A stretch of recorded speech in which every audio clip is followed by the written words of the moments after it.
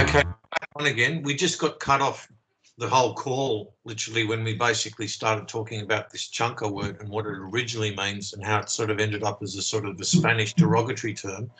And maybe you just want to go into that again there, James, because they started gobbling you up. Well, the Chanca are from southwest Peru, so Arequipa area. And Arequipa actually is a very important pervachy city. It's a very satanic place. And it may be because they made this alliance with the Chancas. And I think they even intermarried with them. They were maybe like one of the major forces they used to conquer Peru. Or actually, I mean, it's debatable whether it was a real conquest, because the Incas, thinking that the Spanish were the Huiracocha people, and maybe that they were related to the Huiracocha people. Again, the syllable Huira. They actually allowed the Spanish to come in and take over. So it was the Inca were not really conquered in the way that we believe. Okay, so they made an alliance with the Chanca, and then they used the Chanca to smash the Inca. So that's why they use the word Chanca as a verb meaning to smash. Okay, and what was the original that meaning of chunka that you basically had in, where was it, India or basically somewhere in Asia? Shankar is the original name of Shiva. Shiva is one of the gods of this Kashmiri area of India, and he is of course white and has brown hair and green eyes, and he's the god of yoga. Yoga may as well be one of these concepts of. Well, this is very interesting. This is very, very interesting, James, in the sense that we've got another original meaning in what you just described there, and how it sort of ended up on the other world being an opposite sort of meaning. An inverted meaning. The Shiva stuff seems to be the most perverted of the Indian tantras, because you have the South Indian tantras, and you're not allowed to use the word tantra in India these days, because during the last part of the degradation of Indian society, tantric knowledge was used for black magic, because it's very powerful techniques, you see. So so I'm just giving you that warning in case you talk to an Indian person. But I mean, they were originally called the tantras, and the Shiva one is the one that looks the most perverted. Like you see, for example, Shiva in the 2-in-1 form, where one side of his body is male and one side of his body is female. Yeah, that's a pure Draco thing. Yeah, that's Draco. Yeah, that's pervachy. Yeah, for sure. Yeah. And also, Stephen, you see some of the devotees of Shiva who are called agors, which means anti-real. So it's like black yoga or anti-yoga. And I mean, there's all kinds of justifications and explanations given for this. But anyway, the thrust of it is one of the core issues about it is that they destroy their genitals, and so again, that is like a pervachy thing, and the position of the one that got perverted, which is the Shiva one, makes sense in terms of the context of pervachy, because that's the part of India that's closest to Persia. You see how it all just keeps lining up. What I noticed in my genetic sort of studies in history regarding the Draco is that the Draco blue Hathors had a lot to do behind the seeding of a certain part of the Indian race. I don't know. I don't know about these issues very much. Yeah. This is your material and not mine. Yeah. No, I'm just fine. I'm just basically establishing a link here through my material and the way that I've basically. Well, the original before this information. Before the Akhan, the Akhan and the Hephthalites ruling North India and Delhi and so forth, and actually the word Delhi is a Mongolian word, and it means place of power. It just means the place of power. Okay. which is obviously now the city of New Delhi. Before them, there was a big, very important kingdom there called Kushan, and Kushan is older even than these different colored branches of the Huns. It goes back even further, and they were called Kushan, or Kushan. I'm not sure how you pronounce it, but it's the same area. It's Delhi up to Kunlun and Pamir Mountains and Kashmir. You know, this energy portal place, and the Kushan people are said to be Kedarite, and the later Akhun and the later Akhun and Hephthalite, the 7 tribes of the Akhuns or White Huns in India, actually called themselves Kedarite as well, because through that method they were claiming an ancient right to rule the north of India, by saying that they were the descendants of the Kites. And the Kedarite is just another spelling of this Skita thing. Skita or Keta, kite, the hawk, the wheel. Yeah, Scythian, exactly. Yeah. Okay, that's brilliant. No, thank you for that. Okay, I might Pleasure. Yep. Okay, I might steer us back to your sort of experiences when you were a young man, from the time when your father died, and it seemed that the pervachy saw this as an opportunity to come in and really sort of do a meal deal on your whole family. yeah, pretty much. I don't even know where to start talking about that, because for me, it's a whole lifetime now. But I mean, we're mostly talking about the period of the end of 2000. My father died on the 1st of October, up until September 2004, when I managed to find a way out of my, by then, abusive family situation and got into Sussex University. As I told you before, I was doing cognitive sciences and linguistics originally, and then I was called to work for the ecological situation of the Earth, because I had a biology background and I could do it well, and also because I didn't because once I felt out this cognitive science thing, I actually realized that it was a kind of quite dark vibe, and that it's linked to all this mind control stuff, because the thing is, Stephen, that the Tavistock Institute is actually connected to Sussex University, and so it actually turned out that was why Sussex University had the best cognitive sciences and linguistic programming department in the country, and that's why I went to University of Sussex in the first place.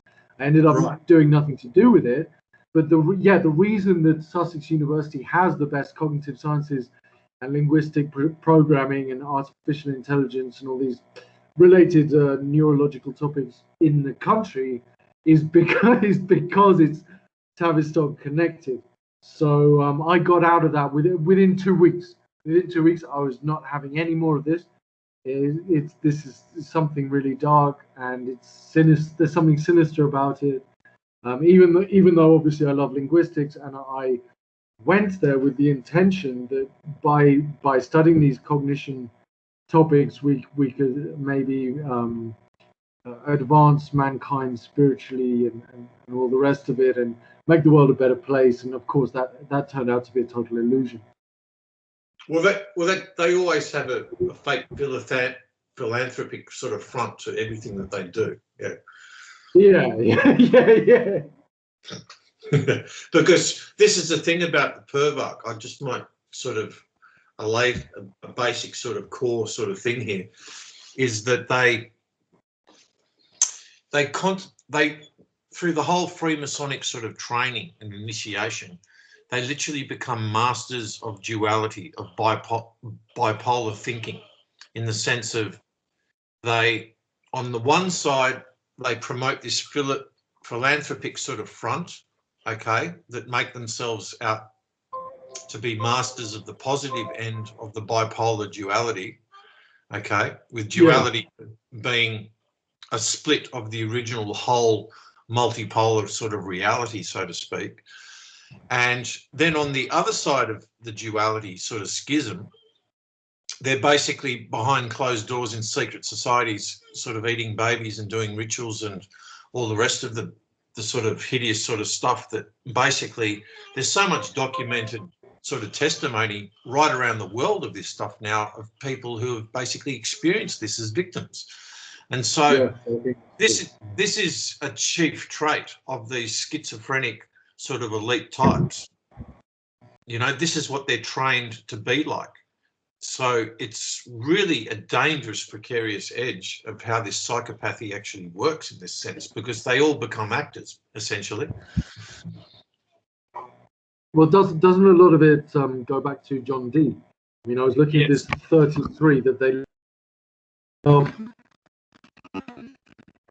and of course we have black and the white, and that they're working the black just as much as they're working the white. I mean, they might want you to believe, especially the top levels. You know, the top levels are where the real black magic is, and abuse of mankind and perversion of mankind. You know, reference to Paradise Lost is really done. Okay. So it seemed that you basically rubbed up the wrong way this particular MBE sort of character, who seems to be... No, I didn't rub him up the wrong way. He he rubbed himself up in front of me. Oh yeah, right. Okay.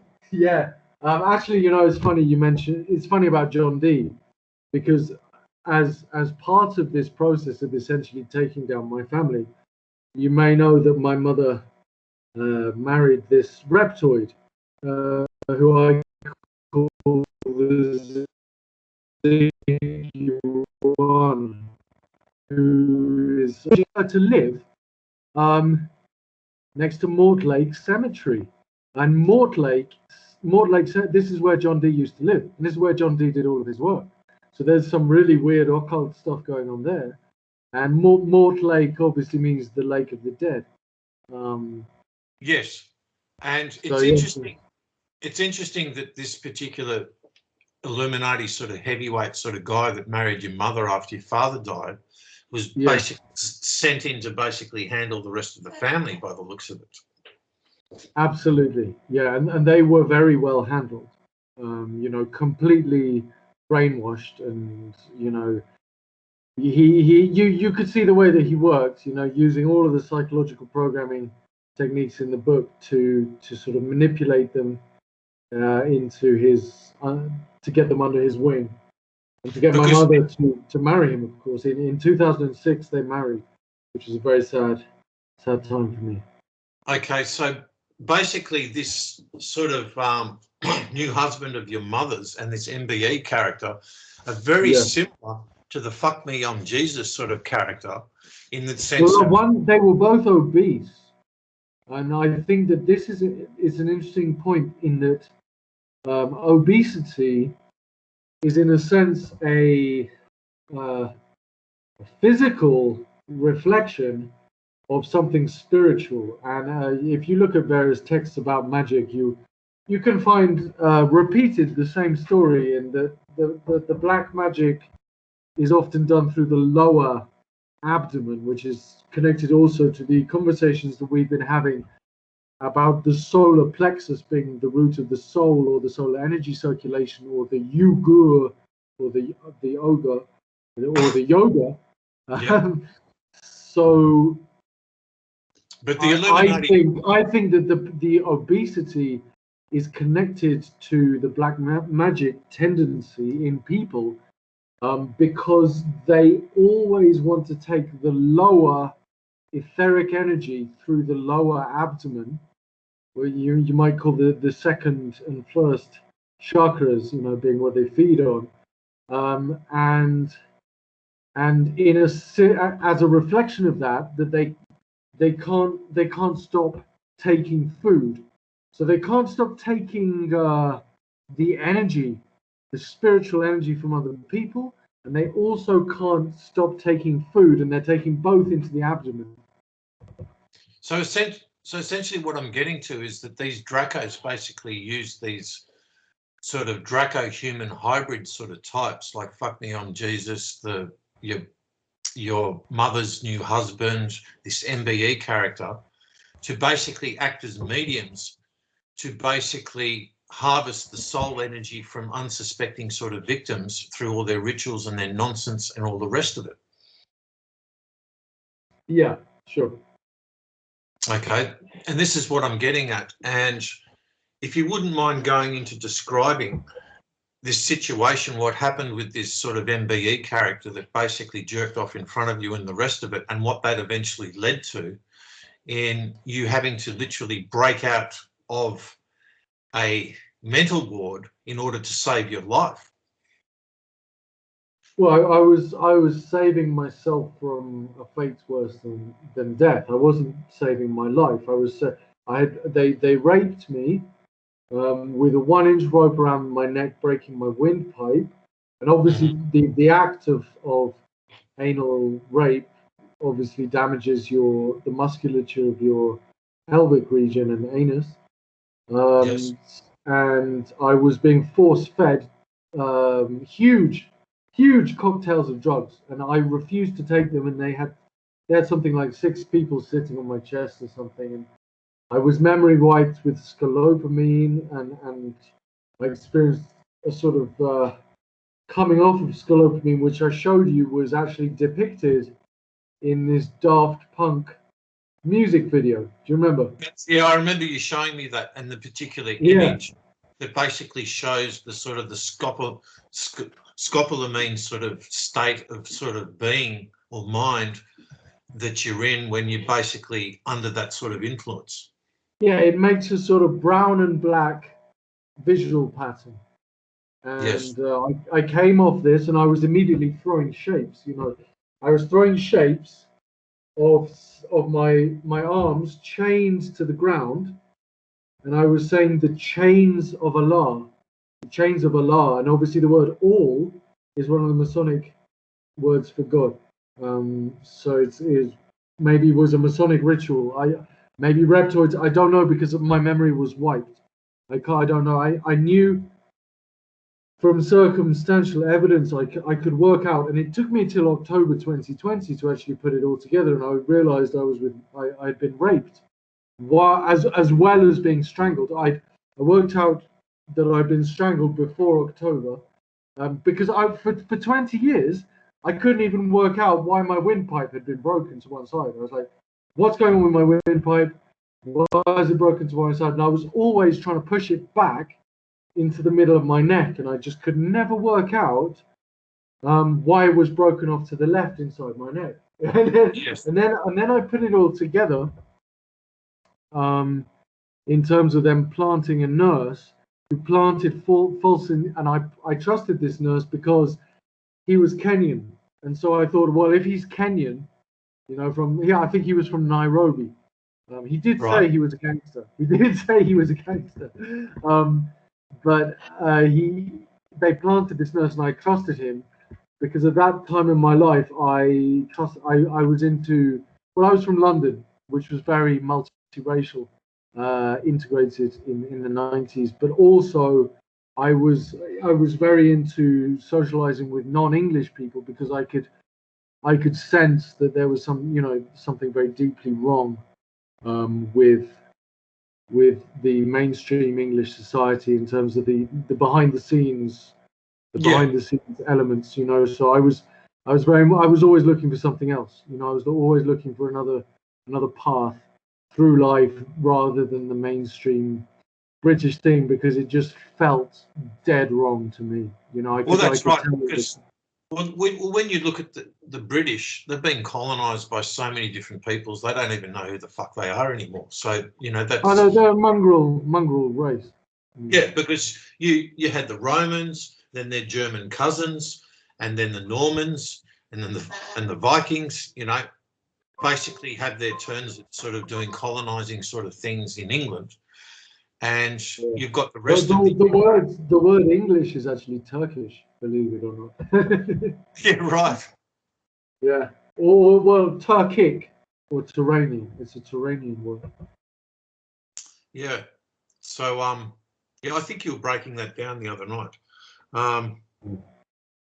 The actual word English. So the thing is that you've got the rest of the UK with the Welsh, the Irish, and the Scottish that basically, you know, fought back against the colonised English, so to speak.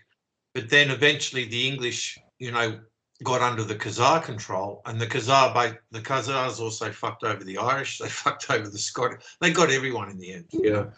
Yeah. And so it's just interesting in relation to what you said in And a very the Khazars are of course deeply involved with communism in the 20th century, or rather they created it, you know, and so what we're looking at is again the duality that's been played out at the global scale in terms of the West versus the Eastern Bloc or the communists, and this Khazarian mafia have created both.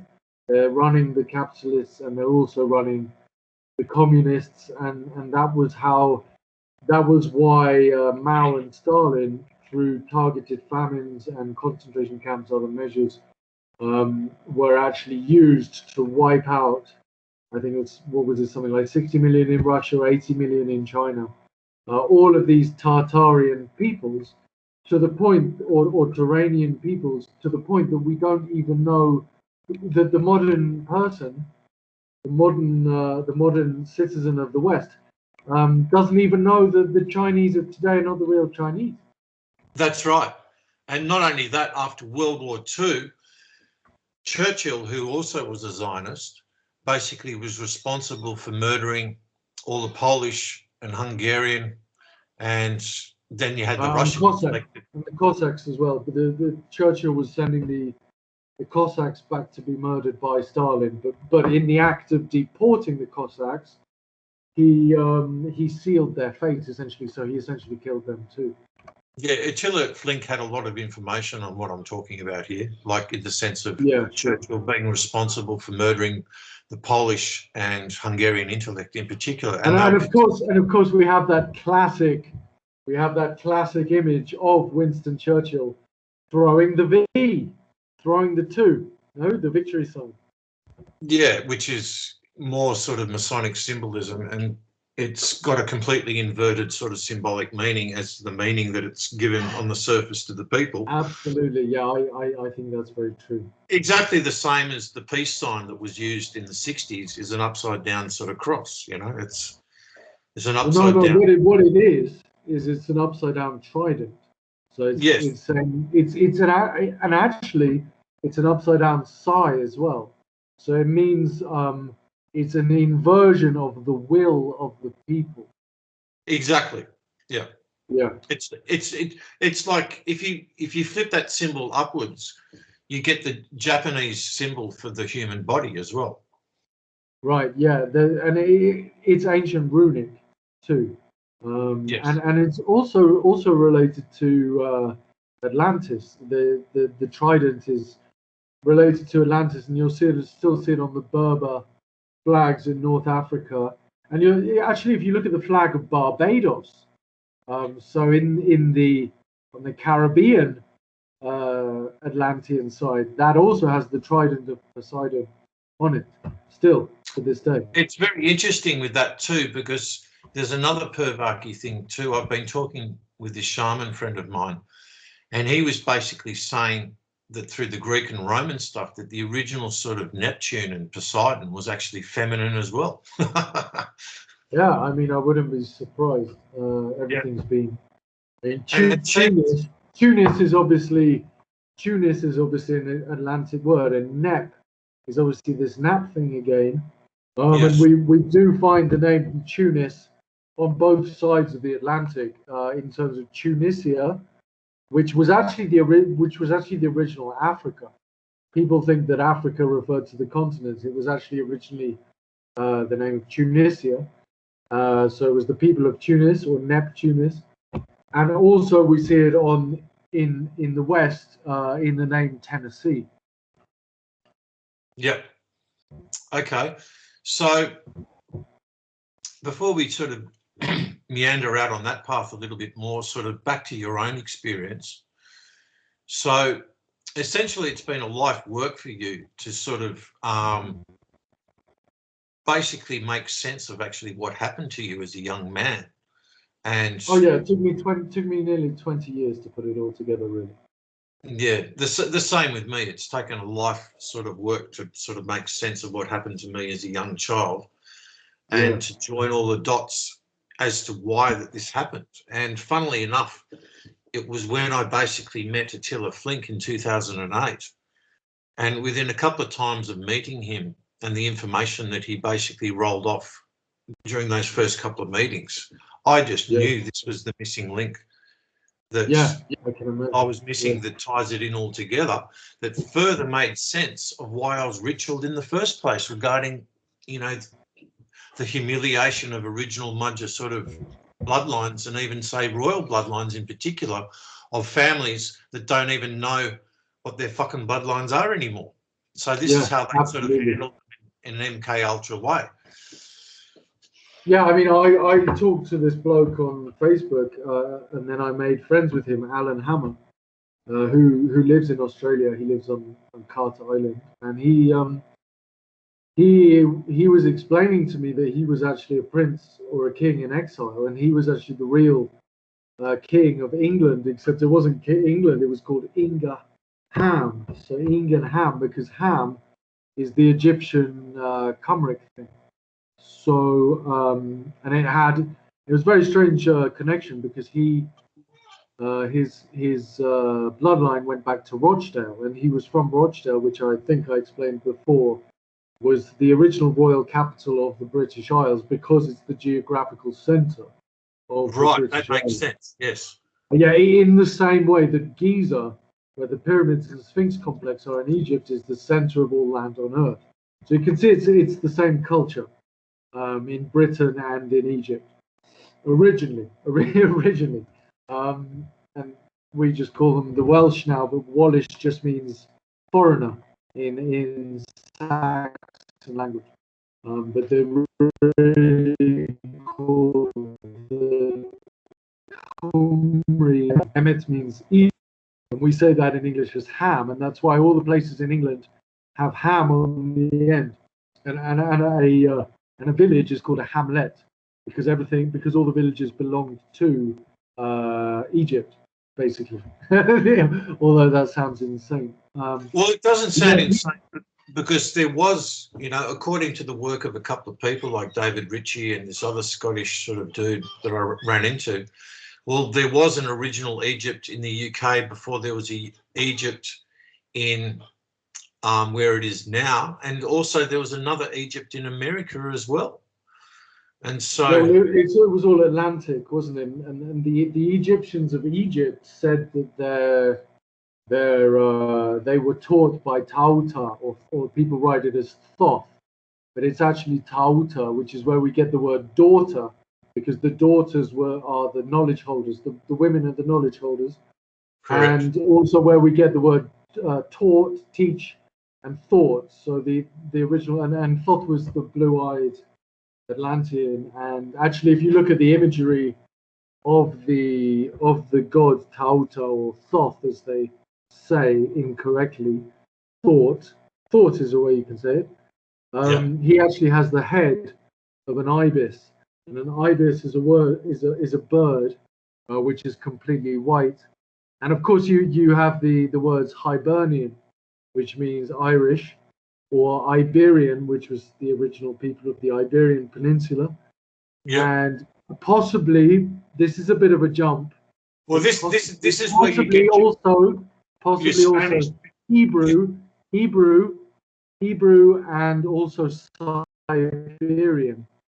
It's a bit of a jump there, but you can actually make a theory that traces it back, because there was another connection between Eurasia and Greenland, which was Cronenland, the king of Atlantis, the plain of Atlantis, through a country which is now called Svalbard. Svalbard was Bavaria. all of the land between Svalbard and Siberia was above the sea. It was a country, and it was at a lower latitude as well. So there is possibly a connection with the word Siberia too. I mean, as you yourself know, the oldest Turanian or Eurasian, yeah. the oldest Magyars in terms of the Turanian Magyars, the sons of Yarpet or Arpad, does actually go back to Siberia. Is that correct? Yep. Yep. Okay. So anyway, going. See, the anyway, thing so is, I met this man, Alan Hammer, and he explained to me that the king of the tribe of Judah is actually, you can tell him because he's got 3 golden lions rampant on his shield. And I remember my father showing me his family shield, Ovenden, which is a Cambrian family. And it had when I was a little boy, and it had a Welsh dragon on it. And it had 3 golden lions rampant, which means a lion standing up. So it's, you know, something to do with this king of the tribe of Judah thing. And it had a purple background, a royal purple background, which is again something that you can trace back to the Phoenicians and the even the Indonesians. The Indonesian Magyar are still to this day wearing this purple robe, which is made by a snail, a dye extracted from a snail, which is called murex. Yeah. So I mean, how much of a clue is that? Because mu and rex, exactly. The kings of mu. Yeah, and I got sent these. I got sent this picture of these Moluccan Eastern Indonesian. Well, it's not really Indonesia, is it? That's another pervachy job. That's another pervachy job. The USA have come in and made that Islamic dictatorship. I mean, which is another example of the USA actually creating these Islamic dictatorships in the first place. Although, of course, usually we associate that with the Middle East, whereas they also were pushing. They also created an Islamic dictatorship in Indonesia, but few people are aware of the USA connection there. Oh, look, I just want to insert a couple of things here while it's poignant. Also, you've got the connection there to the Welsh, also of that missing sort of period that there's not much in English history from, say, like the 5th century up to the sort of the 10th, 11th century, when Attila the Hun basically fought back against the Romans and stuff. And Attila's sons were basically in the UK, in Wales. And that's where the big Hungarian sort of connection comes in to Britain, that they basically wipe out from history. Okay. I mean, I've got the map in front of me. It says in Wales, it says Magon Society, Magnon Saiti, or Magons Aiti. Oh yeah, I get it. What it is? It's Mag Ons Aiti. So what that means is Mag is Magyar, Ons is Huns, and Aiti is Attila or Etel. Yeah, Attila, which is the original spelling. E-T-E-L-E, the original spelling of Attila in Old Magyar, yes. Yes. And actually you had kings in England during that period who were called things like Ethelbald and Ethelred. So that's Attila Red or Attila Bald. So just basically to sum up, there was a big sort of Hun-Magyar sort of connection to the UK after the fight back sort of time of Attila the Hun, where his sons basically went into these places. And yeah, well, I mean, Angles means Huns, but the reason that it's got L in it is because it's the Turkic plural. If you look up Turkish language, you'll see to make the plural, you know, like we put an S on the end of a noun in English to make it plural. In Turkic, you put a la on the end, and that's where the la comes from in Angla or Ongla or Hungla. You see? Yeah. So basically, you're looking at the ANG as the root. basically being synonymous to ong, as in the sort of the Chinese words for sort of hun or something like that. And yes. yeah, just so that people can understand the etymology. And the root language over there was called Ogur, which of course is this Ugric thing again. And then the Jesuits split it up using an agent out of Finland in a Christian university to do the dirty work by changing the classification of Chuvash Turkic language, which is one of the languages in the Volga area, which or in Turkish is actually called Bulgar, but we're not supposed to think that. We're supposed to think, oh, it's Volga, it's nothing to do with Bulgaria or the Bulgars, because they're trying to break up this affinity all the time. And what's interesting, ironically, they actually did this reclassification out of, saying that Turkic is east and Ugric is west, and never the twain did meet. But ironically, the city that they actually did it out of, classed as both Ogoric and Ugric, the city was actually called Turka. So I mean, the whole thing is just surreal. I mean, maybe that's a ritual thing as well. But it's, okay, can you say that all again? Because basically, the key critical mass sort of part that you're delivering got garbled then. So thanks, faggots, for basically yeah, you're not getting out of this. You're not getting out of this, man. Like I can just I'm not an idiot. I can just repeat it. Actually, I've got this map in front of me. Yep. Of Britain, and if you look at the three kingdoms immediately east of Magons Aete, you get Huike, so that means Uyghurs, and then you've got Middle Anglia and East Anglia, so it's that Anglar thing again, which is Ogoric, Turkic, Hunnic language, Anglar, and it means. Well, isn't it funny? There must be a connection between Ogur and Ogum as well. I believe so. Yeah, and because Ogum is one of the oldest scripts of Ireland, but again, it's got the ham on it, and of course the country, the latter Atlantis, which was between Ireland and Iceland, which sunk due to, again, I think they call it isostatic. No, isostatic rebound is when the crust rises after an ice cap has been taken off. So that's what would have happened in the Yukon and in Canada and Alaska. Whatever is the opposite of isostatic rebound, because when the ice cap got replaced over Greenland, and also you have the phenomenon of a charged sphere rotating in space, being oblate, meaning flattened at the poles as well. So there's two factors pushing down from the new north, high, determined by Hiawatha Comet, Iron Comet impact, 10,800 BC reset. The new ice cap on Greenland essentially pushing down, as well as the charge configuration of the crust, also meaning that the new pole is being newly pushed down. I think that's what led to the sinking of Ogygia, and it's called Og as well. Now, that's said to be the first Egypt. But then, of course, we have the syllable Ham as well, which is part of this Egyptian thing, as we went. Yeah, because there was an Ogham language connection down in New Zealand as well. So it just goes to show you that the Mudger, well, as Attila Flint adamantly said, that the Phoenicians were the naval branch of the Mudgers.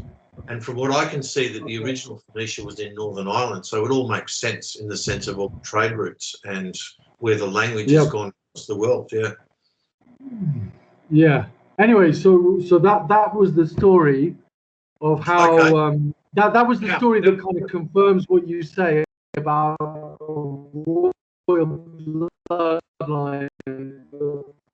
People. Okay, stop there. They're garbling you. They're garbling you, James. So basically just start from when you said it. Basically confirms something that I said, but then it all garbles, and so you need to start from there again. Oh yeah, well, I mean, it basically confirms what you were said, what you said about it being about them ritualizing,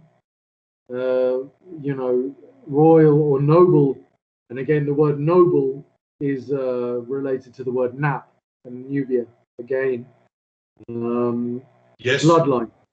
Bloodlines, and so yeah, I could be, my male side could be one of those, because I after he told me, you see, the king of the tribe of Judah has got these 10 three lions rampant, and they're golden, and it had a Welsh dragon on it as well. So yeah, so it could be that I'm descended from some kind of Welsh or Cambrian, because the southwest of England was all part of Cambria. It sounds very much so, because both of us seem to be chasing our roots, and this is where it's sort of leading us to, both of us, funnily enough. And we're both following our noses just to wherever the truth takes it. Look, at the end of the day... Yeah, actually, funnily enough, that part of the world, which is called Somerset or Sumeria, is where where Alan Wilson said that Christ went to live after the crucifixion. So I could actually be a descendant of Christ, because all of the nobility, the princes and the royal families and the bishops were all part of the family of Christ in the original Britain, in the original Cambrian Britain, and I always felt it was me as well. Even when I was a little boy, quite like unpretentiously, whenever somebody would say Christ or the second coming of Christ, something inside me would always just say like, "Oh, it's me, that's me," And I was born in Hammersmith, so again Ham, on the Ides of March, which is the son of Jupiter, the day of Jupiter. Yeah, just from when we look at the track record, we both seem to have a connection to this original Mudger sort of royalty bloodline. There's no question about it, from all the extensive sort of work that we've done here, just making sense of our experiences. And so do you think that everybody in these pervachy and draconian rituals are somehow connected to this original nobility? Well, this is the thing about the fake royalty of Europe, okay?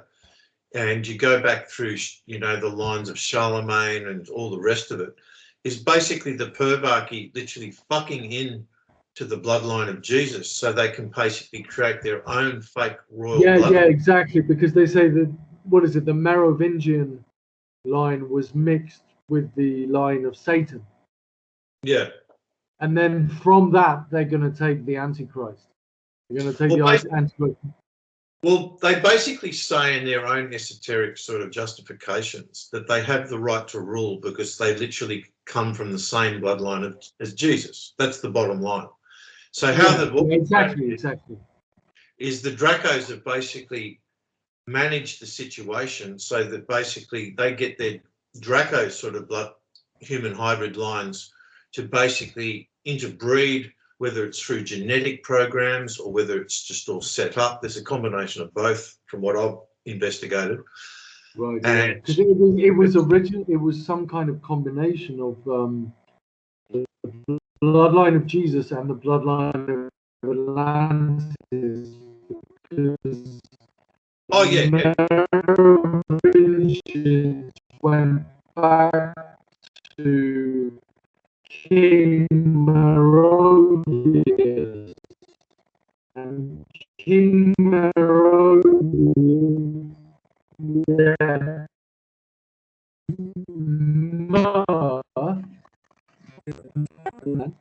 Okay, James, is one of the names of the land. You're going to have to start that bit again about the Merovian thing. They just garbled you completely.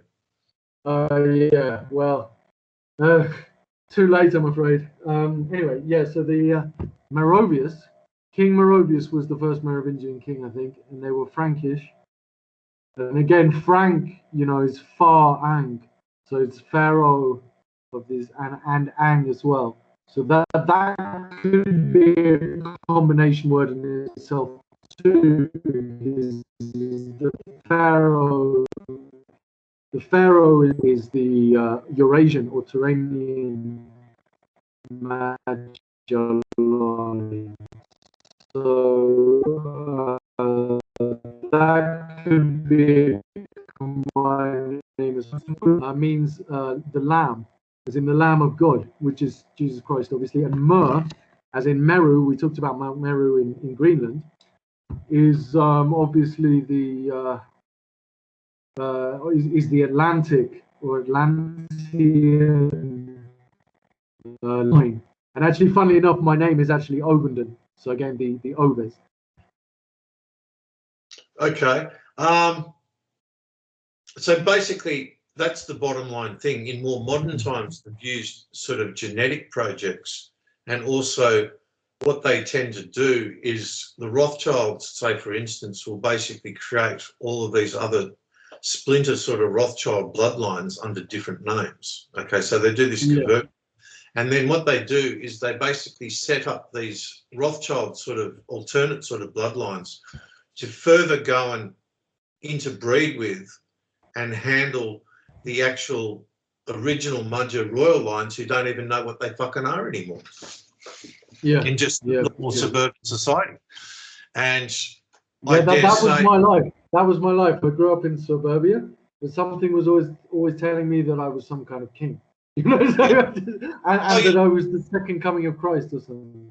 Oh yeah, look, I had all sorts of weird stuff like that myself, just growing up in middle class sort of suburbia here and being forced through this whole private school sort of education and stuff like that I wanted nothing part of. But I ended up learning a lot about these types from that experience. And I used to think, why is my mum and dad trying to keep up with the Joneses? Okay, they basically want to give me a good education and blah, blah, blah, so I can get good networks and stuff like that. But once I worked out what the whole sort of old school tie network was all about and all the rest of it and the types of people they were, I wanted to have nothing to fucking do with any of the fuckers. Yeah, sure. I mean, this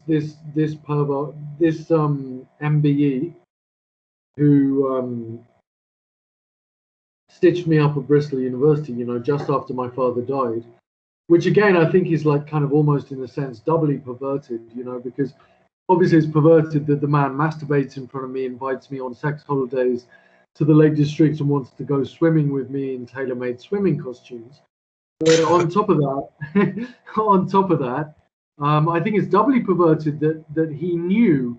I told him at the beginning of our meetings that my father had just died, and so it's almost like he was sort of getting turned on sexually by the idea that my father had just died. So this is a really inhuman, because then he knew that he could stitch me up in the mental health system and turn me into a chemical sex slave zombie. But you know, this is a very inhuman mentality, you know. Yeah, so he could play some perverted sort of father figure, sort of sex deviant thing with you. Yeah. Oh God, I hate to think. It's just disgusting. Oh, look, I can only imagine of where you would have ended up if you hadn't have taken matters into your own hands, escaped from that situation, and then eventually left the country. You know. Yeah. I mean, I had to get out. But the first way I got out was by going to Sussex University. Even though I'd broken my back and I wasn't ready to go back to university and give it my all, but I used it as the way out, you know, because my immediate family were completely turned against me. I wasn't allowed to speak. I wasn't allowed to talk about what had happened. I wasn't allowed to think for myself. I was an embarrassment, and I was subjected to 20 years of what the psychologists call gaslighting, you know, in terms That's of right.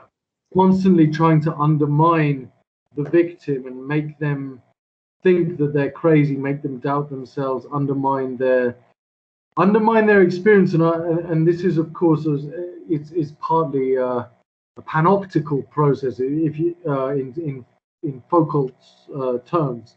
In terms of and of course, as I said, my mother, it was fairly communist in her outlook, and so she atheist, communist. And so, of course, that's already a sort of panoptical internalization of the pervachy state into the family. And eventually, of course, the final goal of communism is to completely eliminate the family altogether.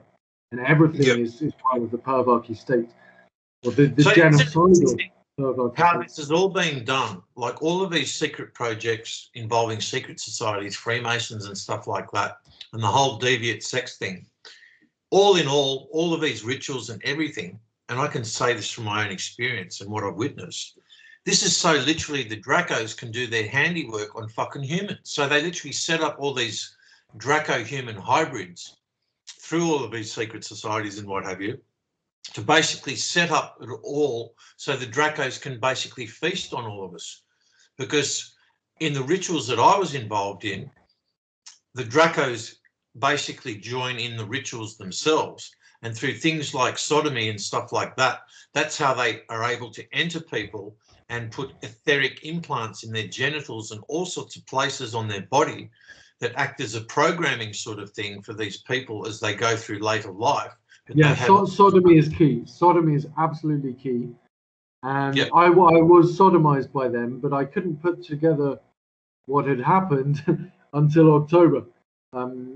This October, 2020, I couldn't put together what had happened because I'd been memory wiped, and I still had fragmented memories of immediately after when I came off the sclerotomy. Yep.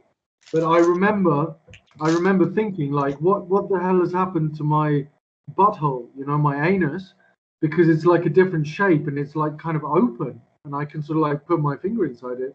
And it never occurred to me. I mean, maybe I'm just a little bit innocent, but it never occurred to me what had really happened because of the memory wiping, which is kind of a testament in a sense to the efficacy of their methodologies in terms of pulling this kind of stuff up, pulling this kind of stuff off, and getting away with it. But I specifically remember the first shit that I took that morning had a white end on the terminal end of the shit. And it was about a 3-inch long, smaller shit. So normally my shits are a bit longer, maybe 4, 5, 6 inches. So it was a sign that perhaps it had been broken up, you know, as they obviously compress the fecal matter. We used to call it fudge packing in England. They pack the fudge, so maybe broken up the fecal matter into smaller pieces. And the terminal end of that piece of shit, I'm talking about actual shit here, not Freemasons, was encrusted with a white substance. And it's funny how you just invent things to like explain the inexplicable, because I thought to myself, oh, well, I must not be shitting often enough, because evidently the end of that shit has turned white because it's dried out, because I'm not shitting frequently enough. And then I jumped out of the window to escape, broke 2 lumbar vertebrae. I already had a broken windpipe and a massive rope burn around my neck, broke both wrists, and also had to deal with the effects of these drugs, which actually are chemical torture agents, which destroy the ability of the pineal gland to produce melatonin, as well as destroying the pancreas. So they completely destroy the body. So that all happened as like a continuous sequence of action, and I sort of I just got whatever had happened to my butthole had just got confused in the other injuries, if you see what I'm saying, and in the effects of these horrible drugs.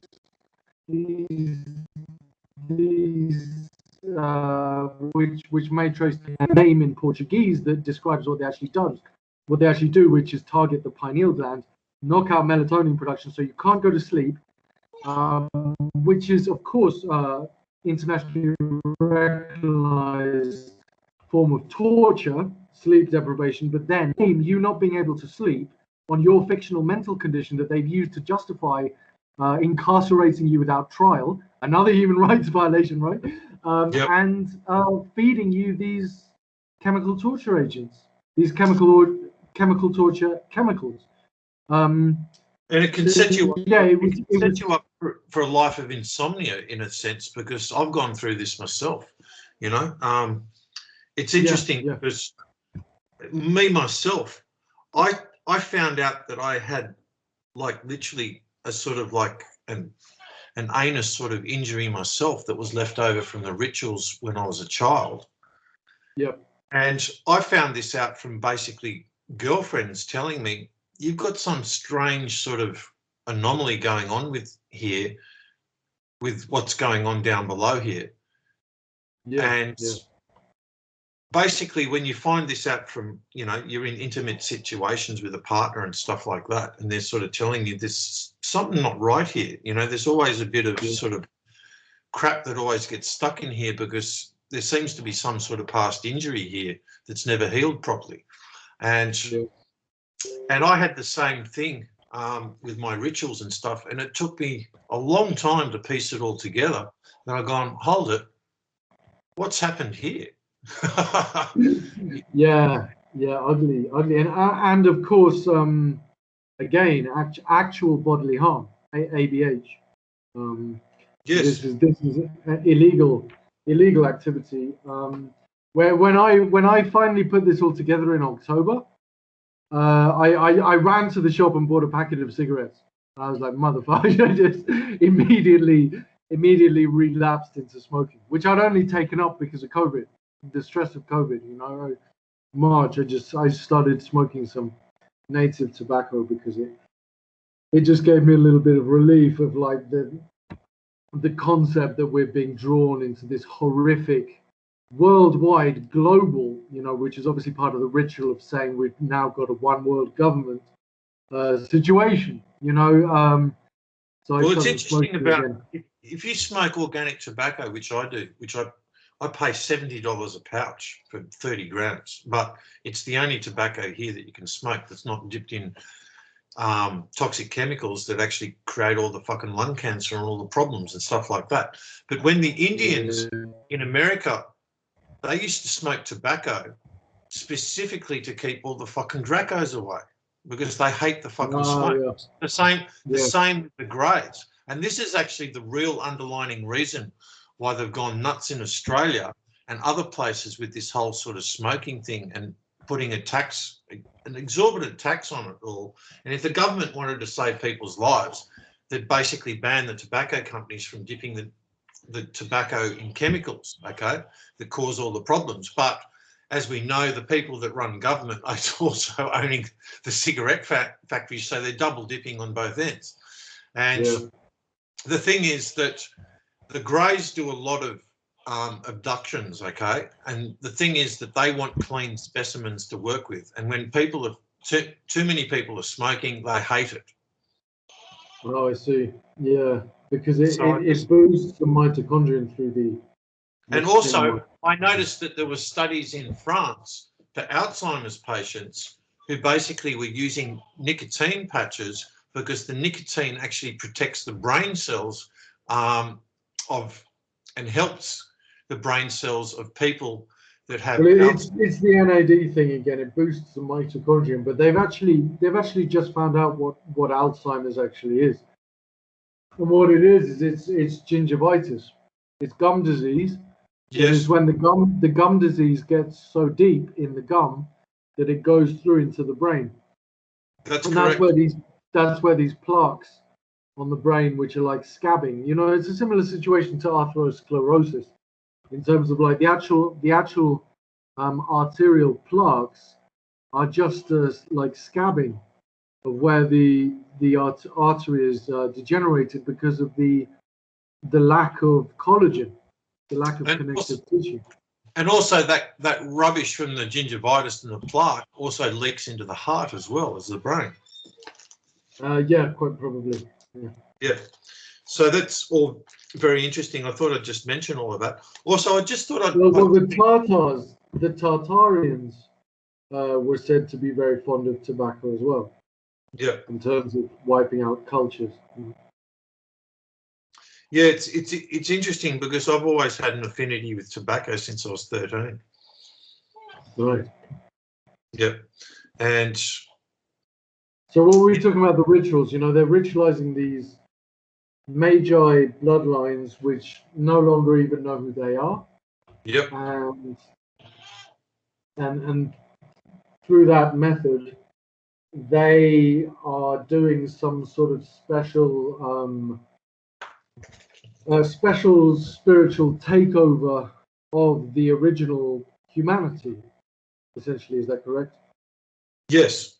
And in my search for my own bloodlines, which I got fuck all the information out of my own family, okay, I came across through my contact Stanley in Melbourne. He basically knew this very high up Freemason who was literally part of a renegade Freemason faction, okay? And this guy's brother had been killed off in some sort of factional Freemason war, and he was highly motivated to get even, being part of this renegade faction. And he'd spent a small fortune on tracing his bloodlines that went back into sort of Poland, Russia, and then Scotland. And his bloodlines basically connected with my mother's bloodlines. And then after Stanley told me all of this stuff, I said, well, hold it. Obviously, this fucker is related to me. Yeah. You know? And that's where he was a bit gobsmacked, because it was like, and then he got back to me from this Freemason guy who was obviously giving this information to Stanley to supplant me with. You know, he obviously wanted me to know it. But then when I basically said, well, hold it, this bloke is obviously related to me, and I know that there's a huge Melbourne contingent that came up to Sydney when my grandmother died that I'd never seen in the whole of my life, because I'd had a very secluded... Melbourne is sort of like the New York of Australia, isn't it? So That's right, yeah. Yeah. And a lot of Illuminati sort of operations for the world wide actually happen out of Melbourne and Sydney, and not many people know that. Right. And the thing is that as soon as I put two and two together, I said, I want to talk to this guy. He's obviously part of my family. And not only that, you're basically telling me that my bloodlines have actually got real royalty involved in them, as far as the original sort of royalty bloodlines, but also the fake royalty bloodlines as well. It's like I've got the whole fucking lot, you know? And basically, when I put this all back onto Stanley from what I just worked out through common sense and logic, and he got back to this sort of Freemason dude, I won't say his name for the moment, because I know that this dude has gone, he's been a target of other Masons and stuff like that, so I'll just keep that name under wraps for now. Yeah, please do.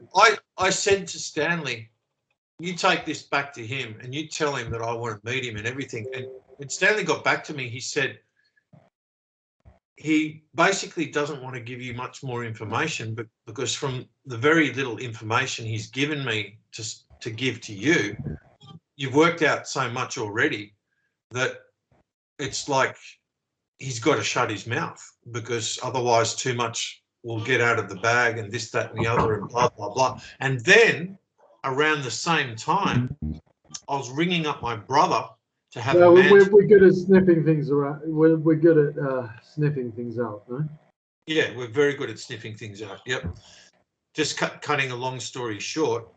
And so basically this information was basically sent to me to let me know that I have some significant sort of royal bloodlines that's sort of undercover and the whole everything. And at that stage, I'm sort of going, well, I'm not too impressed with royalty, you know, when I look at the Rothschilds and the English and all that sort of thing. And a female Rothschild Batard that they basically put onto my case not long after that basically told me every time that I talked about the English Royals and Rothschilds, my whole demeanour and voice tone would change. And she said to me, you've got some really deep, deep anger underneath everything, all of that, for these people. And this was before I even knew the full extent of it all, okay? And so all of these clues were constantly sort of coming at me, and all you got to do is be present enough to observe them, and they all start to add up. You know, you got to remember the words of Princess Diana at this point. She just said, they're not human. You know, they're not human. Well, funnily enough, Princess Diana is really a goldsmith. She's the daughter of Jimmy Goldsmith. Oh, so you're related to her as well? Well, yeah, because my grandmother's a goldsmith, for fuck's sake. And it's like on my mother's side, and I'm just going, oh, look, you know, the plot's just getting thicker and thicker. Well, Kate Middleton, who is the current wife of Prince William, the younger generation, is also a goldsmith, but she's also a man as well. She's a transsexual. So I don't know if you were aware, but well, I knew through the work of Greg Hallett that basically she was a high-class hooker, you know, at killing kittens. Oh yeah, I remember she was at Killing Kittens. She was like some kind of pole dancer, sort of like. So she was like a transsexual whore. She was like a transsexual whore for pervachy. Well, she must have been part of one of their genetic projects, you know, in the sense of to create those types, like, you know, Jackie Onassis and Marilyn Monroe and of course. You know, we could go right into mate, we could spend hours just talking about that, but the presidential model. Yes. And basically speaking, then what came the clinger was when I was trying to basically have a man-to-man conversation with my brother, since my father died in 2008, and my brother and my mother didn't even inform me that he died, nor told me of his funeral, nothing. And I found out posthumously almost a couple of years later, when I just randomly was able to get my brother on the phone, and I was having a conversation with him, and then he lost it at me and said, "Dad's dead." He just yelled at me in the phone. I didn't even know, and it just knocked the wind out of me. And I just said, I somehow pulled it together within 30 seconds, and I said, well, I guess if I never made this call, I'd be none the wiser. And then he just goes, "Oh, you always have to make it about you, don't you?" And I said, "What the fuck, you deluded fucking idiot." Anyway, cut a long story short, I was trying to ring him to basically have it out with him, just to sort things out, not have a, you know, big, violent, aggressive confrontation, just a man-to-man talk, you know, just to sort things out as to where things are truly at. And basically he was using this whole sort of victim mentality thing, and he fabricated this whole sort of thing that I was a threat to him, okay, so he could basically take over the whole sort of family estate and, you know, and all that sort of nonsense. Now, the thing is that one day when I rang him, his friend William picked up the phone.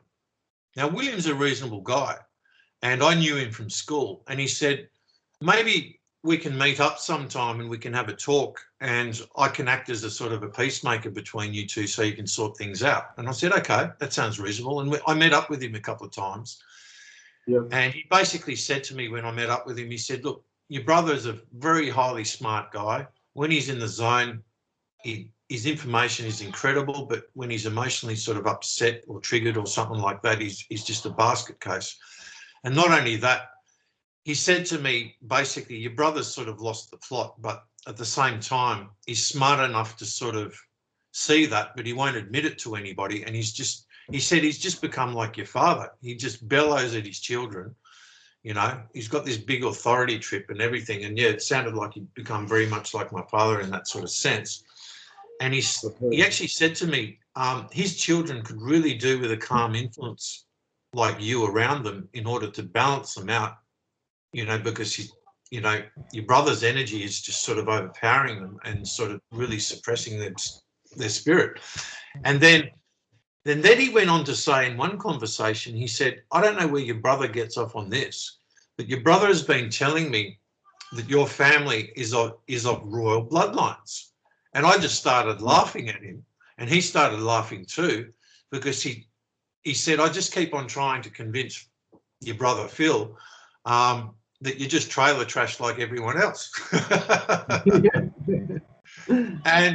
But is he your younger brother or older? He's my younger brother by 10 months and 23 days because we were both cesarean section.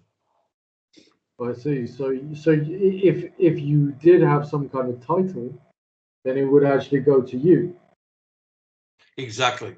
And so this is the thing, and my father used to have nicknames for both of us when we were younger. He was very insightful and intuitive, but he wasn't as smart intellectually as my mother, and my mother used to run rings around him all the time. And the thing is that my father used to take the piss. He had that classic sort of old English Irish humour. And sometimes he used to call my brother Little Hitler. Right. Fucking hell, he was insightful from a young age. But as he's gotten older, man, well, it's like my brother's got all the perfect... Look, he's got so many degrees after his name and accolades. He's even a registered Anglican priest. And on paper, as a professional career, he looks immaculate. But then as far as his personal life and other things are concerned, which I'm not going to go too much into because, look, he's my brother at the end of the day. And although he shits me to tears, he's still my family. So I'm not going to sort of completely reveal everything about him. But he's a total hypocrite is the basic end of the day, like a lot of these pervach academic types.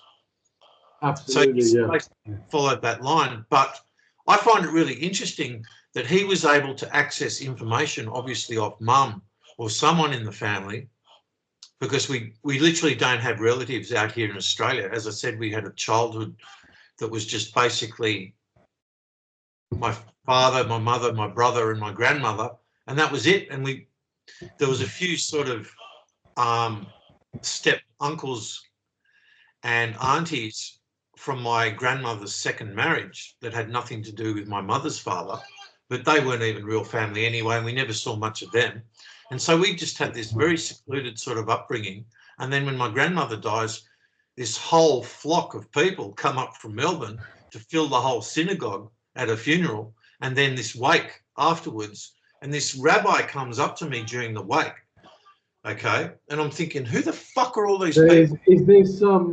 Is this the early 21st century? Which year?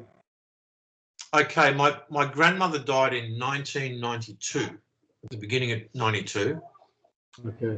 I'd just come back from up north in university and what have you, and she kept to her word. She said to me, I'm going to stay alive until you finish university. I'm going to make sure that you get through okay, and then once you get through university, my job's done. And literally that was it, you know.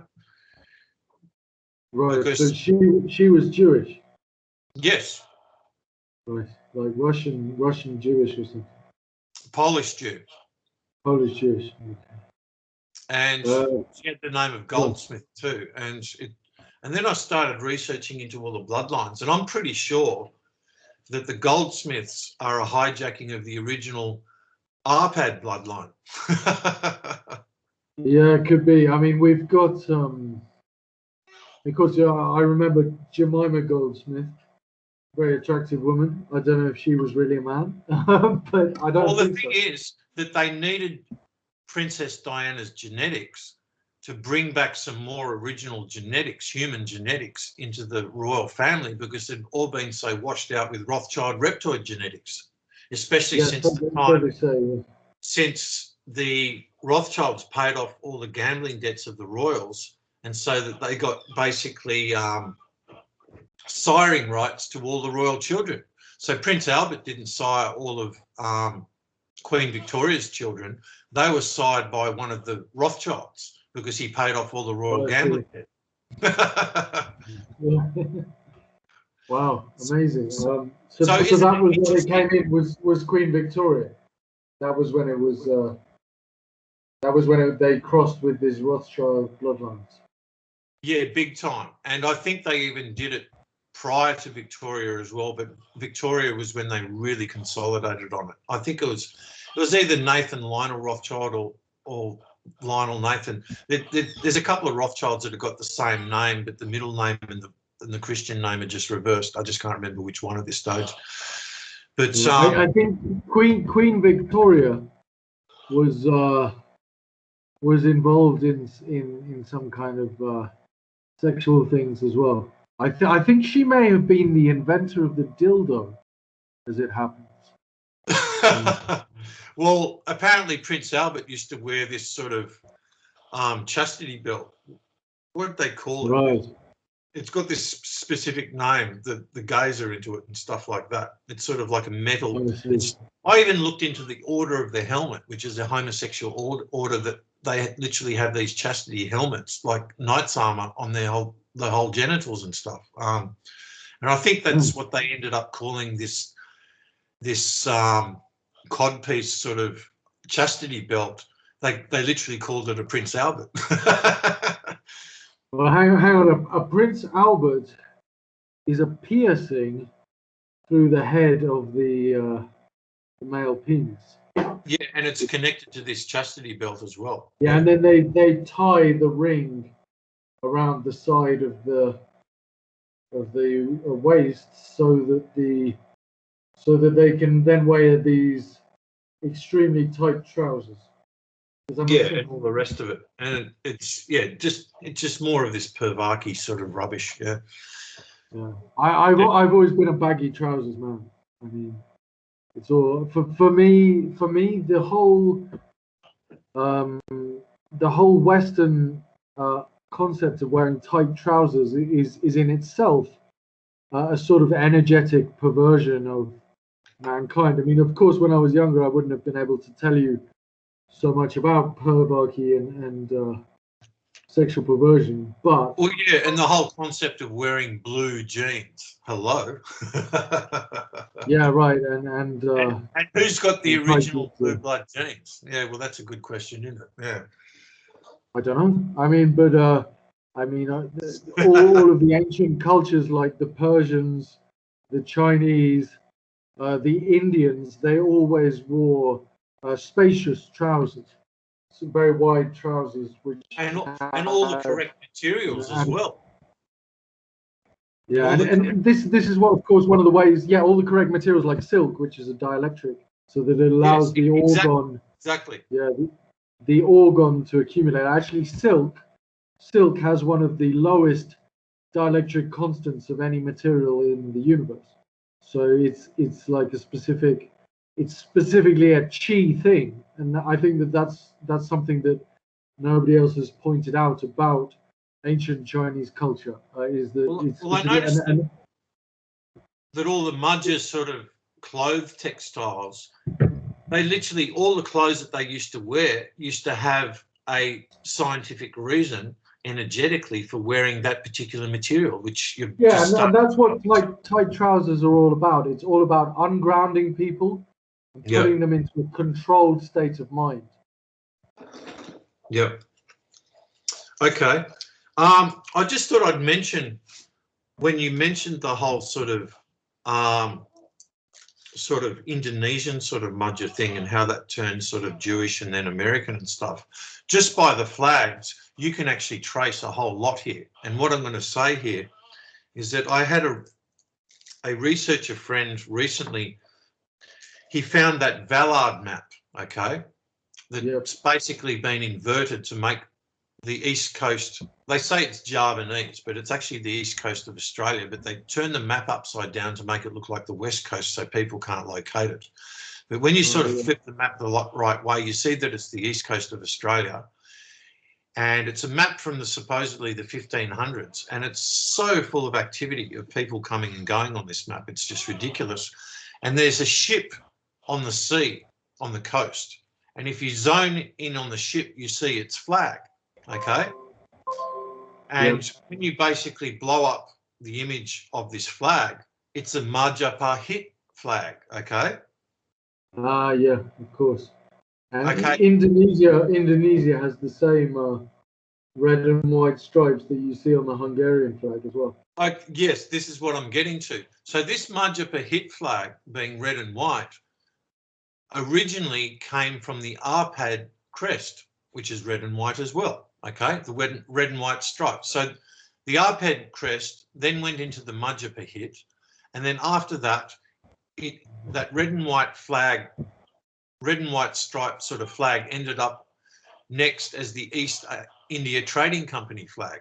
Isn't that interesting? Yeah, because they were based in Malaysia. Yeah, I know all about it. Actually, that flag was also flown at the funeral of Queen Elizabeth I, who was one of the last, I think one of the last monarchs of Britain who was not sort of under the thumb, as it were. Yeah. And what's interesting is that, so you can see the line of flags going from Arpad to Mujahid to East India Trading Company. And you know the next place that the red and white stripes ended up on? The USA. Bingo. Yeah. So, well, I mean, that's they're telling you who's running the show, which is the East India Trading Company and the House of Rothschild, which is exactly. really called Bauer. And yet East India Trading Company, yet again, identity hijacked the original sort of Arpad crest and colours to be their own. Yeah. It's the same fucking story yet again, just in a different... Everywhere the same story. Yeah. It starts out with the original real thing being Mudger, and then it just eventually gets perverted into all of their sort of bullshit. Yeah, sure. And the flag of England is red and white as well. Oh, well, I've got a story behind that Attila told me. Whoa. Now, that... And do you know what I just noticed? Is that Georgia... That's Hungarian as well. Has the same flag as England. And it's very interesting because Malcolm of Scotland basically met the son of King Stephen of Hungary, whose name was James, at Kiev University, right?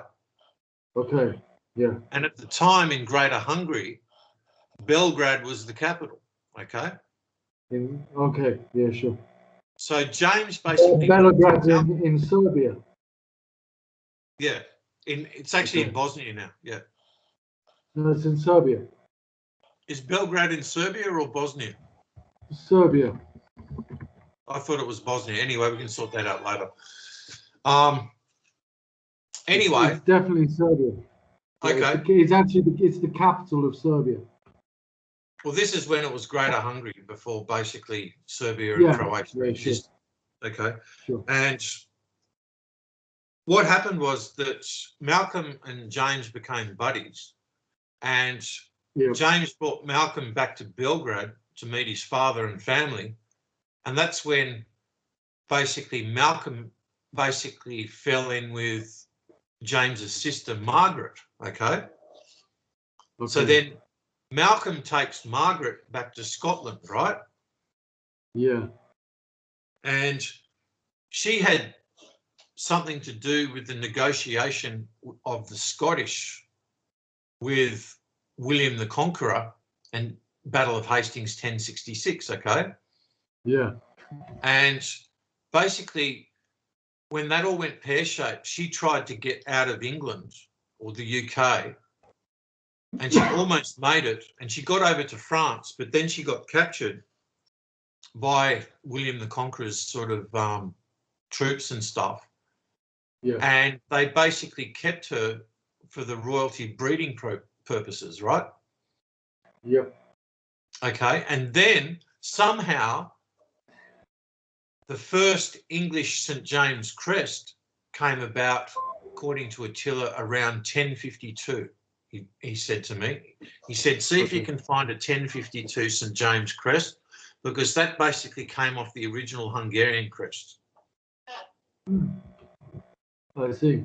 Okay, and it basically it was called the St. James crest after the son of King Stephen of Hungary. Yeah.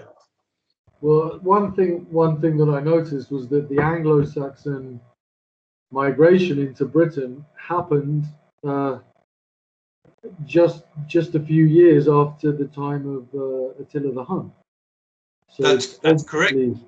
And yes, well, obviously connected. Well, hence, the Germans, being the cousins of the Romans, basically went in there, and obviously Rome was sort of going, well, okay, we've got to fight back against these Huns, and all of Attila's sons are over in England now, and the rest of it. Okay, we've got to piss off all these Huns again. So I guess they used the Germans to do that. That was the start, anyway. Well, the German state was essentially like a Swiss Jesuit, maybe Habsburg creation. Germany never existed as a country. It It was a 20th century creation by the pervachy, essentially. Yeah, and it's interesting because the Germans themselves originated from sort of South Africa before they were in Europe, actually, in Atlantean times. And Attila basically told me this too. He said when it comes to the Germans and the Nordics, they have a different origin to the Mudgers. He said the Germans and the Nordics have got an Atlantean origin, where the Mudgers are basically, their origin is older, from sort of Ugar and Mu. Well, Atlantis is in Greenland.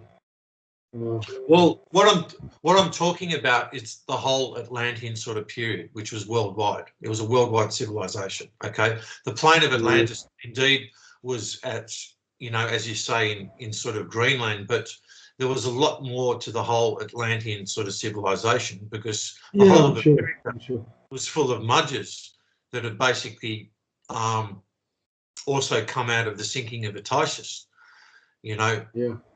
Around that same 10,800 BC. How do you see the reptoids and the pervachy coming into these timelines?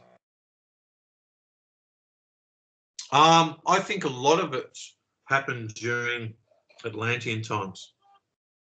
So before the 12,800 years ago reset, before that time. Well, the thing is that before Atlantis fell, okay, that civilization built itself up over hundreds of thousands of years. Yeah. So the Atlantean period, from its very early developments right up until its fall, that's a long, long period of time. Yeah, sure. And I reckon this is where it gets pretty out there, that basically a lot of the Dracos stuff emanated and originated out of Atlantean times.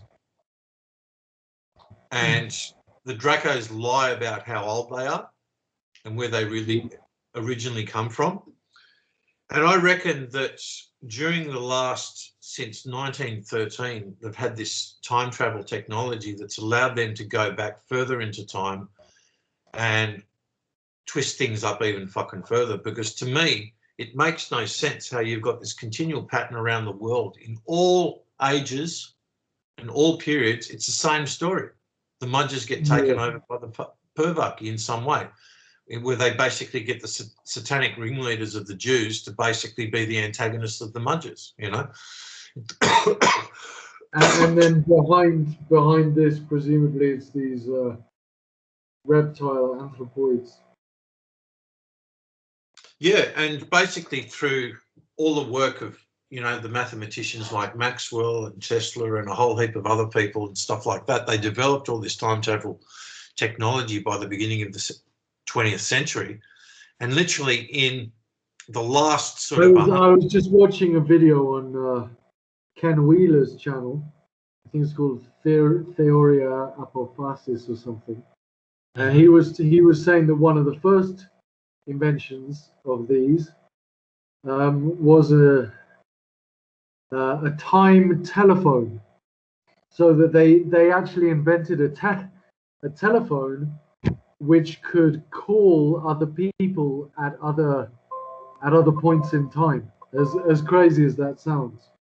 Well, it doesn't sound crazy at all, because that's just going between portals, and that's something you can. We're all time travelers through our fisheye and our Stargate on our crown. This is the thing. This is the big secret they're keeping from us. You know, we can do this ourselves. So it doesn't sound crazy to me, that possibility, but it would to your normal sort of mainstream, because they got this huge leap in technology. And this goes back to John Dee making a deal with the macrobes, okay, saying, which I reckon was just some Draco group, where basically they said, we'll give you all the directions you need to get all your technology and to build computers and to have all the sort of chips to make the computers with and what you got to mine for that and stuff like that. But in return, you got to give us blood and sacrifices and all the rest of it through wars and rituals. This also goes back to Maud Lake Cemetery, where my mum went to live with a reptilian called James Goz. Okay. Okay, so my point is, by the beginning of the 20th century, they'd basically accumulated all that technology again. And so they had like technology at the beginning of the 20th century that's fucking even light years ahead of our technology now. Okay, that's how ahead of the game, of the curve that they've been. And they've just drip fed the mainstream for the last 100 years with this whole fucking fiction, B-grade Hollywood in real reality sort of life, you know, Truman Show sort of thing, you know. Yeah. And it's like, you know, we've had allopathic medicine now, which is the false medicine for 100 years, that people are so conditioned to thinking this is real medicine, and it's not. Same sort of thing. So the thing is that by this sort of stage, they got this time travel technology, and to me, it only makes sense of their ability to go back into time to further wipe out the mudger on certain parts of history that they weren't able to fully wipe out. Because when you look at it, these mudgers knew the secrets of creation, the secrets of organic creation. So they essentially had to steal all that information off them and turn it into external technology, because they couldn't center or do any that sort of stuff because they're soulless sort of beings. Okay, they can't use their body technology like we can. And so that's what they had to do. They had to literally shut down the very function of our body design. And that's basically, we're all time travelers, you know, when you really come down to it. And that might be a big call, but once you understand the mechanics of how our bodies truly work, because design denotes function, well, we are energy, and while we're living here on Earth, we're the custodians, you know. And the mudger language itself is the original mud. It's the original magic. It's literally source consciousness itself. Yeah. And so they had to shut down the language, the magic, and our ability to basically, well, let's face it, just to put it in a simple analogy, we are the original mobile phones and nature is the internet. And look at the rubbish that we got now, you know, how they've all transferred it all to this, you know, sort of medium that we're using now with all this destructive technology that we got all this great communication, but how fucking stupid are they? They build it all with this hot energy sort of radiation technology when we could be using all this cold energy Tesla sort of stuff to basically run all our communications and also be healing energy for people. Don't they want the hot EMF in the air anyway? Because that's another thing that's breaking down our energetic protections and making us sick and ruining our genetics. Absolutely, that's right. Because they could have easily set up the whole mobile phone network all over the world, mobile phone towers, the whole everything. They could have done it with cold energy, but they didn't. So they could have gone it through the earth so that there's no EMF contamination of the air. Man, I'm absolutely. I'm going to have to take a break. Okay, I'll just finish off by saying these reptoids thrive in these EMF sort of hot energy environments because they seem to be we discussed this in that the orgon is the electrostatic energy, it's the life force. Yes. Again, the idea of silk, you know, dielectric materials, electrostatic materials, and the decay of the life force is electromagnetism, is the electromagnetic circuit or field alternations, which are what are happening now. So the electromagnetic energy is the way in which, well, first of all, how the electrostatic or bioorganic charge is deleted or is reduced. They step it down to electromagnetic energy so they can manipulate it. Yeah. And or another way of putting that. Yeah. That's correct. Another way of putting that is just the same as an electrical circuit. In terms of they're connecting to a battery with the electromagnetic loops or the alternating electromagnetic fields, and then obviously it drains the battery. But the battery in this case is, of course, organic life. But they don't talk about electrostatic energy so much in academia. I think partly because it goes back to Wilhelm Reich, who obviously Well, died. not only that, I'll hit the nail on the head with that, because literally the Magi knew how to use this magnetic electrostatic energy, because in order to sort out any problem on an electromagnetic level, you need to go to the level before it in order to fix it, right? Okay. And that level is core sort of electrostatic magnetic energy. And so no, it's not magnetic. It's something else. Okay, we can get into that. Yeah, I'm going to have to take a break. My brain is just a terminology thing, but I'm just rounding something off before we take a break. Just a conclusive sort of thing. Is in that basically the Magi, just using their bodies themselves, could connect with the primal, primary forces of nature on this particular core sort of energetic level that comes before electromagnetic. Okay. To me, it's magnetic that comes before electromagnetic. You may have a better term for it, but the thing is that the Magi knew how to basically deal with these Dracos and their manipulation of inorganic secondary phase sort of energies, okay, whether it's inorganic secondary shapes that we get in all the sacred geometry, whether it's sort of inorganic chemical elements, okay, after the primary elements, like as in their manipulation of technology through crystalline structures, okay. So this is the thing. This is how you defeat the Draco, is when you learn how to center and you know how to work this electrostatic magnetic. The electrostatic life force. Yeah, that's exactly it. It's all about the electrostatic life force. And in fact, we can look at this anti-life electromagnetic decay or electromagnetic draining. And again, we talked before about Lu and Pu and Luna, and the fact that the moon, the lunar moon, is a gigantic electromagnetic draining force. It drains the organ of the entire planet every month. During the full moon, when it's in the plasma tail, which is an extension of the electrosphere on the opposite side of the sun. But yeah, the electromagnetic energy is, in a sense, Kabbalism. Again, it's one of the Kabbalistic metaphors. And if you look at the way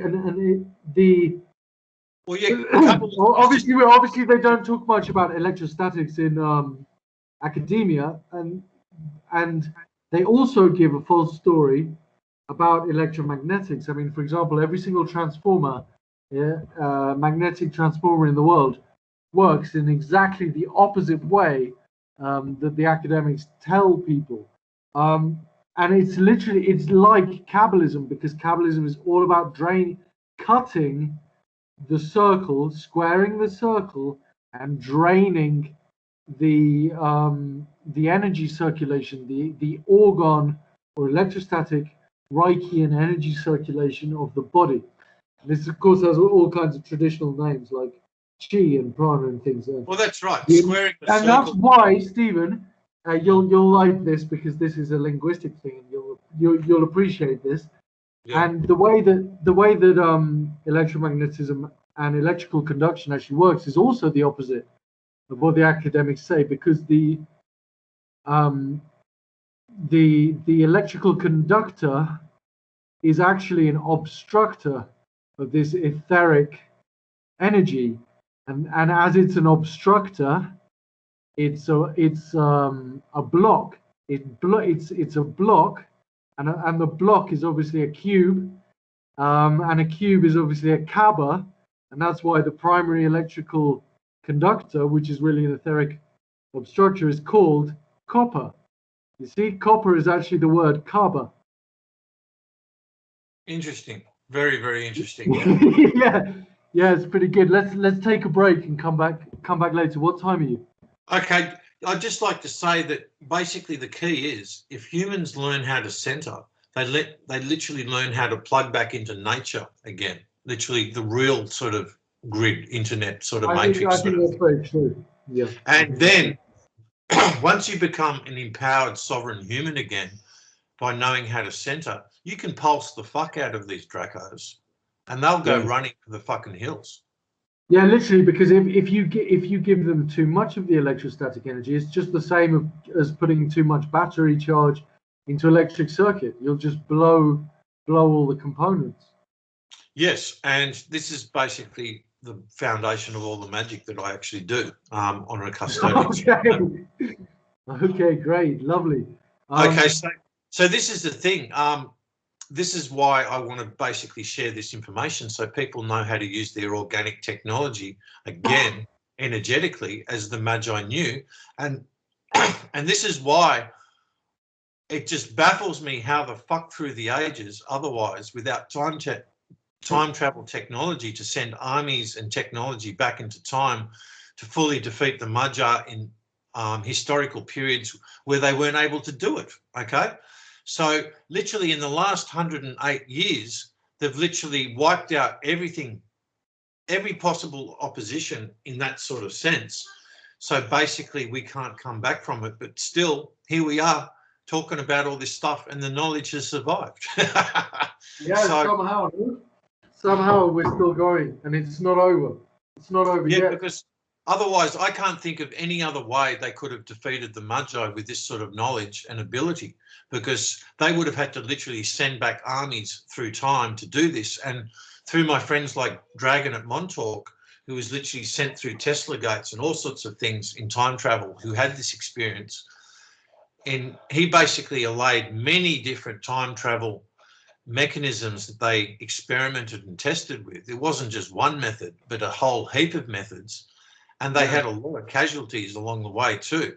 And this is where basically my mate Dragon said they brought out people like Andrew Basiaja to basically reveal some of this information, but not all the nightmare sort of stuff involved, okay? Yeah. And also... So they've got to recruit is at the end of the day. So and not only that, they wanted to see which Montauk people were still out there that had maybe broken programming like my friend, and hence my friend was very wise to never go public about his Montauk experiences. Yeah, okay. Yeah, so I just thought I'd tie that all in. So, and he's he's also very instrumental in one of the best best sort of people with both computers and Montauk and Pine Gap are, of course, intimately related to these reptoids and Dracos. And, absolutely, absolutely. And this particular guy was like, the elites, as in the Rothschilds and stuff, loved him and hated him because he was literally top of the class. He was like the best super soldier that they had. And yet he always used to sabotage his missions in order to do the right thing for humanity. And he broke programming, and hence he ended up living on the fringe of society where other sort of Montauk people that didn't break programming were given, you know, jobs as lawyers or new age sort of gurus or things like this, so they can use them as controlled opposition.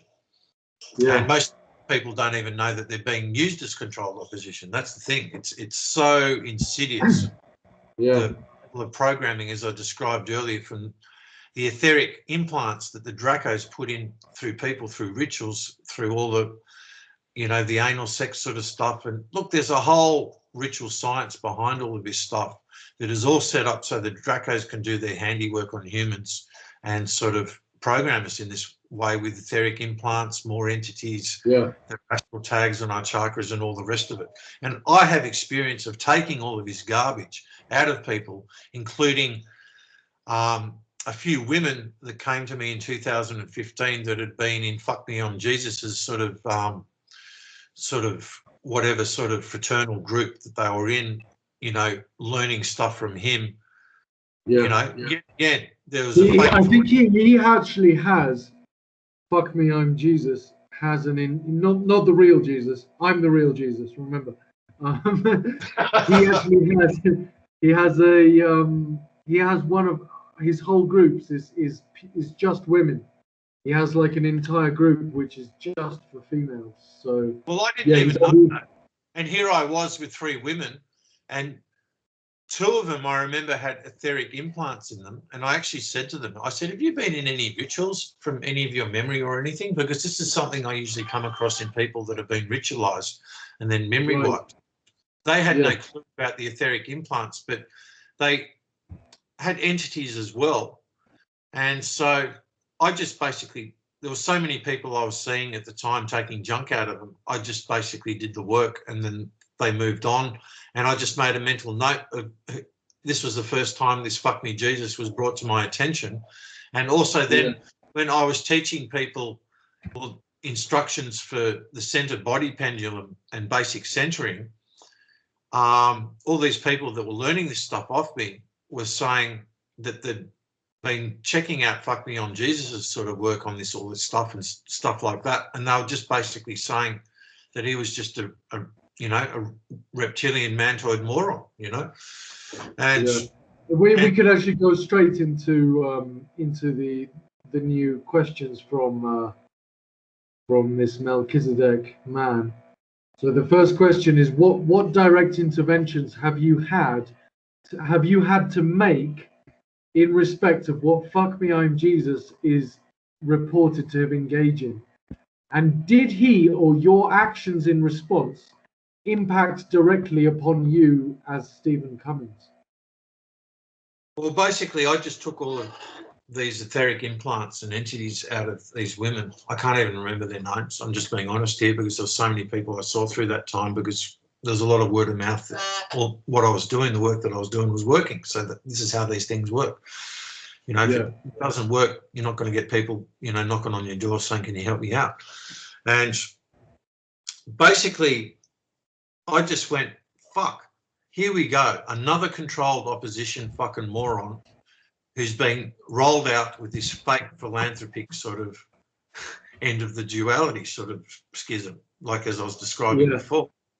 That, okay, the guy is very well spoken, he's very polite, but this is how the English basically, with politeness, they fucked the world, haven't they? Absolutely. This is so where what kind of complaints?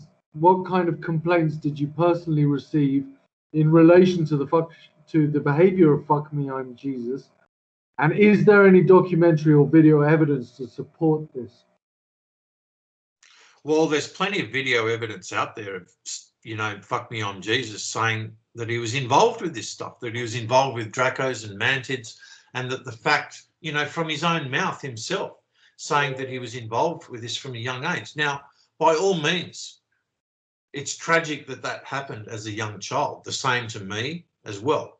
But the difference between Fuck Me I'm Jesus and me is that I'm not a fucking repeat offender. I'm not perpetuating the same shit that happened to me as a child. I've got, I fucking stand up against this fucking hideous, insidious sort of instinct pimping of people. Yeah. And so do you have any kind of evidence, or have you heard of Fuck Me I'm Jesus being involved in any kind of like actual criminal offense or activity? Not as far as standard criminality sort of is concerned in, say, like corporate crime or basically criminal crime and stuff like that. But this is the thing. It's in this sort of hard basket where basically he's acting as a medium for the Dracos to work through to basically energetically harvest humans, whether that's through sexual sort of situations by him saying, fuck me, I'm Jesus because you're Magdalene. And that's what he says to all these females, that's correct. This is what has been documented.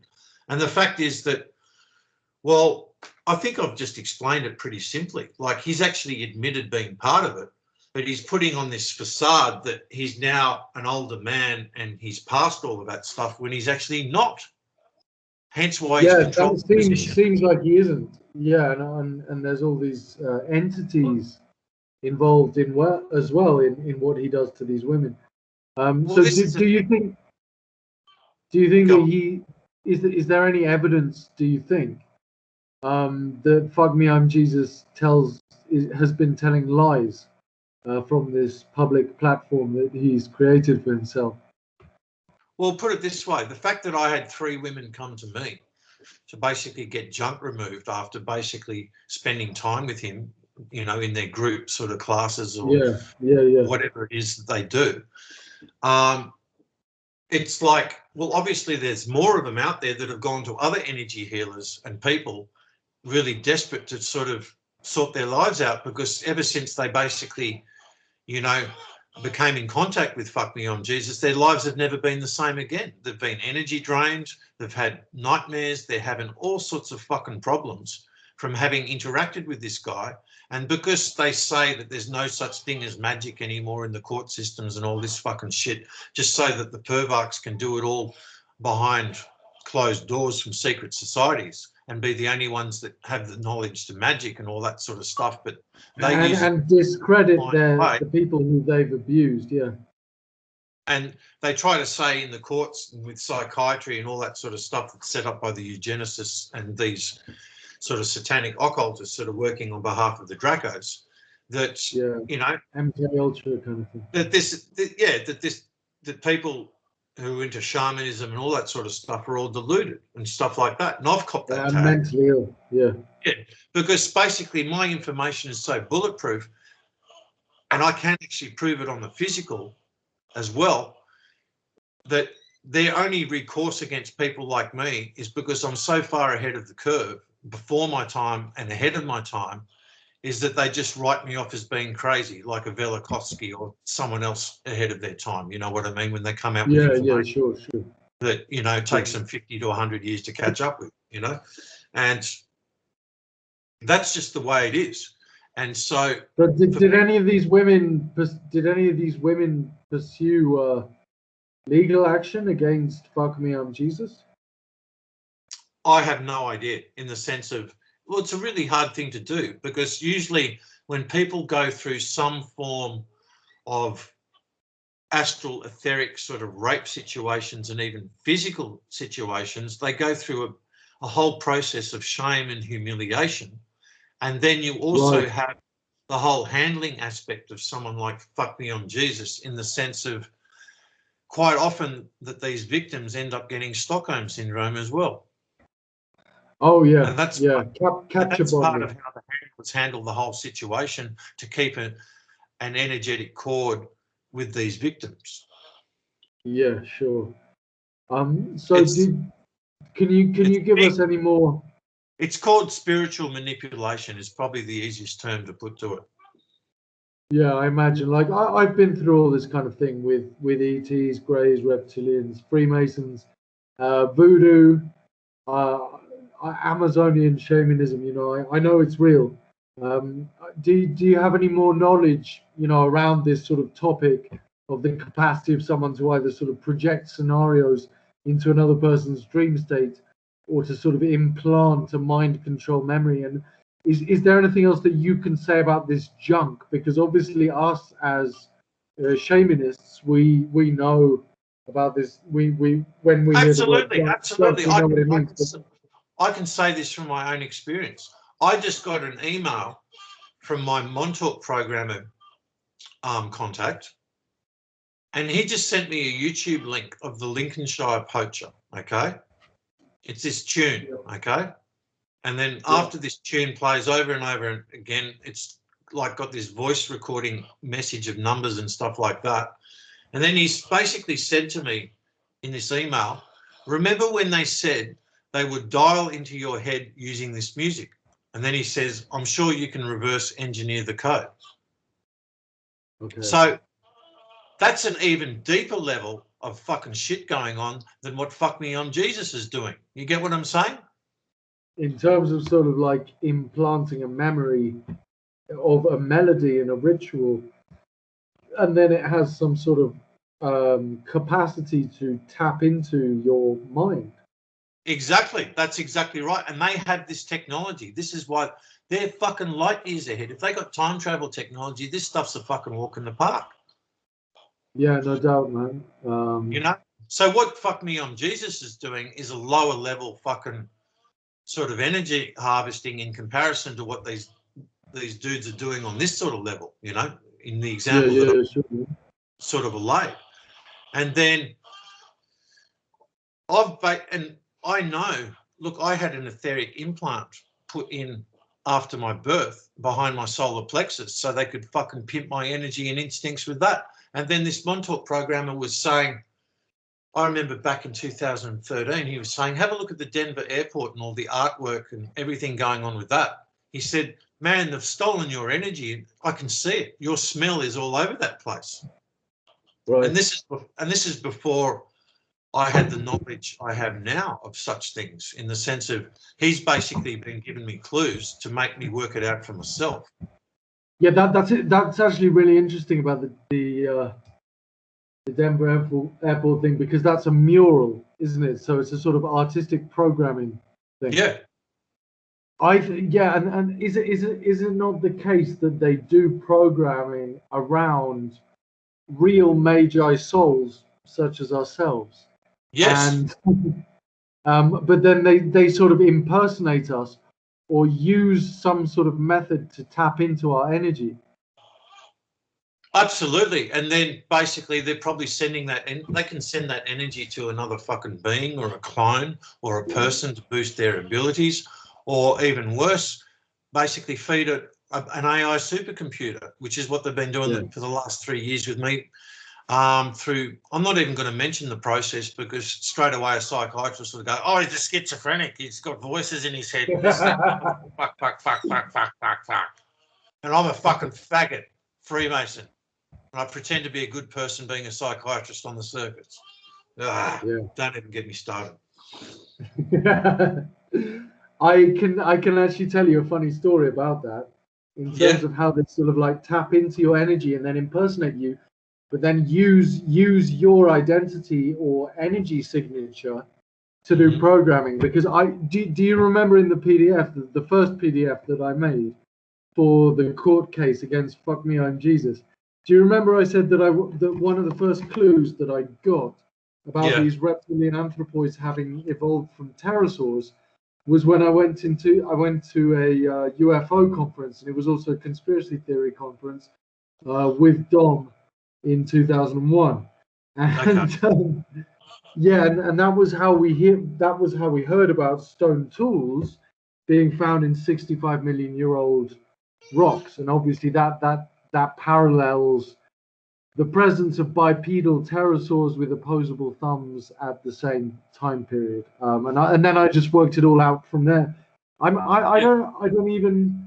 not even attached to that theory. It's just something that's sort of naturally unfolded in my mind. You know, I'm not even sure that it's correct, but I mean, it's just something that I put out there. I put it out there because nobody else was saying it. Well, you could be tapping into a past life library memory of yours, in the sense of, I quite often, when I first became centered and it was working for me, literally, and the Mudger language and the Mudger history was literally triggering all this stuff in me, and it was like all this information just came out of me, and I didn't know why I knew it. It was just deja vu is the best way that I can say it. I'm just going, hold it, I've done this before. I know what I'm fucking doing here. Yeah, and so there's all this kind of ancestral memories and histories on this planet. Yeah. And they're making it all about aliens, and they're always saying it's aliens, and that's why I wanted to get that PDF out there. This is a great example that I can give of manipulation. Okay, there was another group. Okay, not Fuck Me, I'm Jesus, but there was another group. I'll just hold back from saying what this group was for the moment. Okay. But I noticed that the person running the group literally he was tagged by Dracos. He had astral tags himself, yet he is running a fucking course on how to remove them from people, for fuck's sake. Right, and yeah.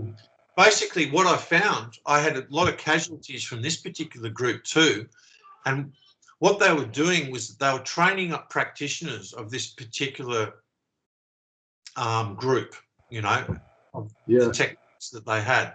And what I noticed is that the people doing the work that they were training up to basically remove entities and work out past lives of people and all sorts of stuff, they would become astral tagged by Dracos and entities as well. okay? And when they were doing work on people, there was this one woman in the UK, they basically did past life work on. And what happens is the actual practitioner of this group would literally be astral tagged by a Draco, it'd be astral tagged by an entity that was etherically plasma connected to a more senior Draco, okay? And then when they're doing the past life sort of stuff on a client that comes to them to pay them money to find out about their past lives, then basically the Draco, through the entity of the actual practitioner, then goes inside that person to basically manipulate their past life information to say they come from off planet and all these other fucking places they got nothing to fucking do with. I'm very suspect of all of this. Anything that links these beings to off-world. James, this is another example of the same spiritual manipulation that Fuck Me On Jesus is involved with too, because I dare say he's doing past life readings for all these fucking women and people like that too. Yeah, the same process was happening. Like, I've done so many cleanup jobs on, so many different sort of schools of fucking energy healing and past life reading and taking entities out. But sadly, are manipulated by the Dracos so they can pretend to heal them and put more fucking junk and shit in them at the same time and give them false fucking past life records. Yeah, I think that's something that we're just going to have to accept is across the board in the West, and I've been involved. Oh yeah, it's right. It's not just because I've been involved with groups, trying to learn something because I know that there are things to learn. Mm-hmm. But I've always, throughout the last 20 years, I've always just sort of like got a little bit of information from them and then gone off on my own, which is the same as you. Yeah, same as me. I learn from a situation or a fraternity or group if there's something in there that resonates some sort of truth to my instinct. What do you think? But then as soon as I get what I need, I step away. Yeah, I'm never part of a fraternity. What do you think is the motivation between them trying to manipulate people to have memories and entities connected to off-world rather than this world? And is this connected to, as we said, the primary topic in terms of calling out situations for what they really are as a key to catharsis and healing and getting rid of this? There are some people that do have past life memories on other worlds, okay? I will validate that. But it's not as rife as they make it out to be, okay? And there was a lot of Draco sort of human hybrid types, what I call second Homo sapien varieties, and they were taken off planet in Atlantean times to other sort of Draco colonies and shit like that. And that stuff did happen. But the thing is that, you actually came from here first before you were taken out there. Yeah, I think that they're always trying to mask the truth at the end of the day.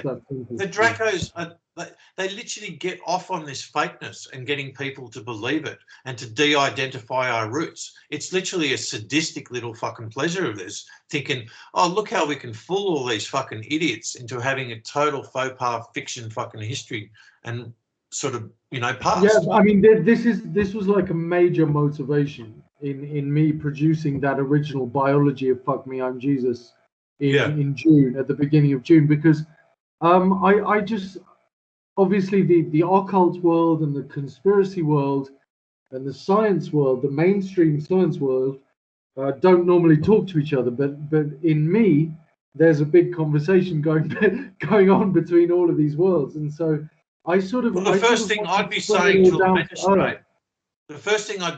a magistrate, is it not that the metaphysical controls the physical? Yeah. And if he refutes it, well, the onus is on him to prove it otherwise.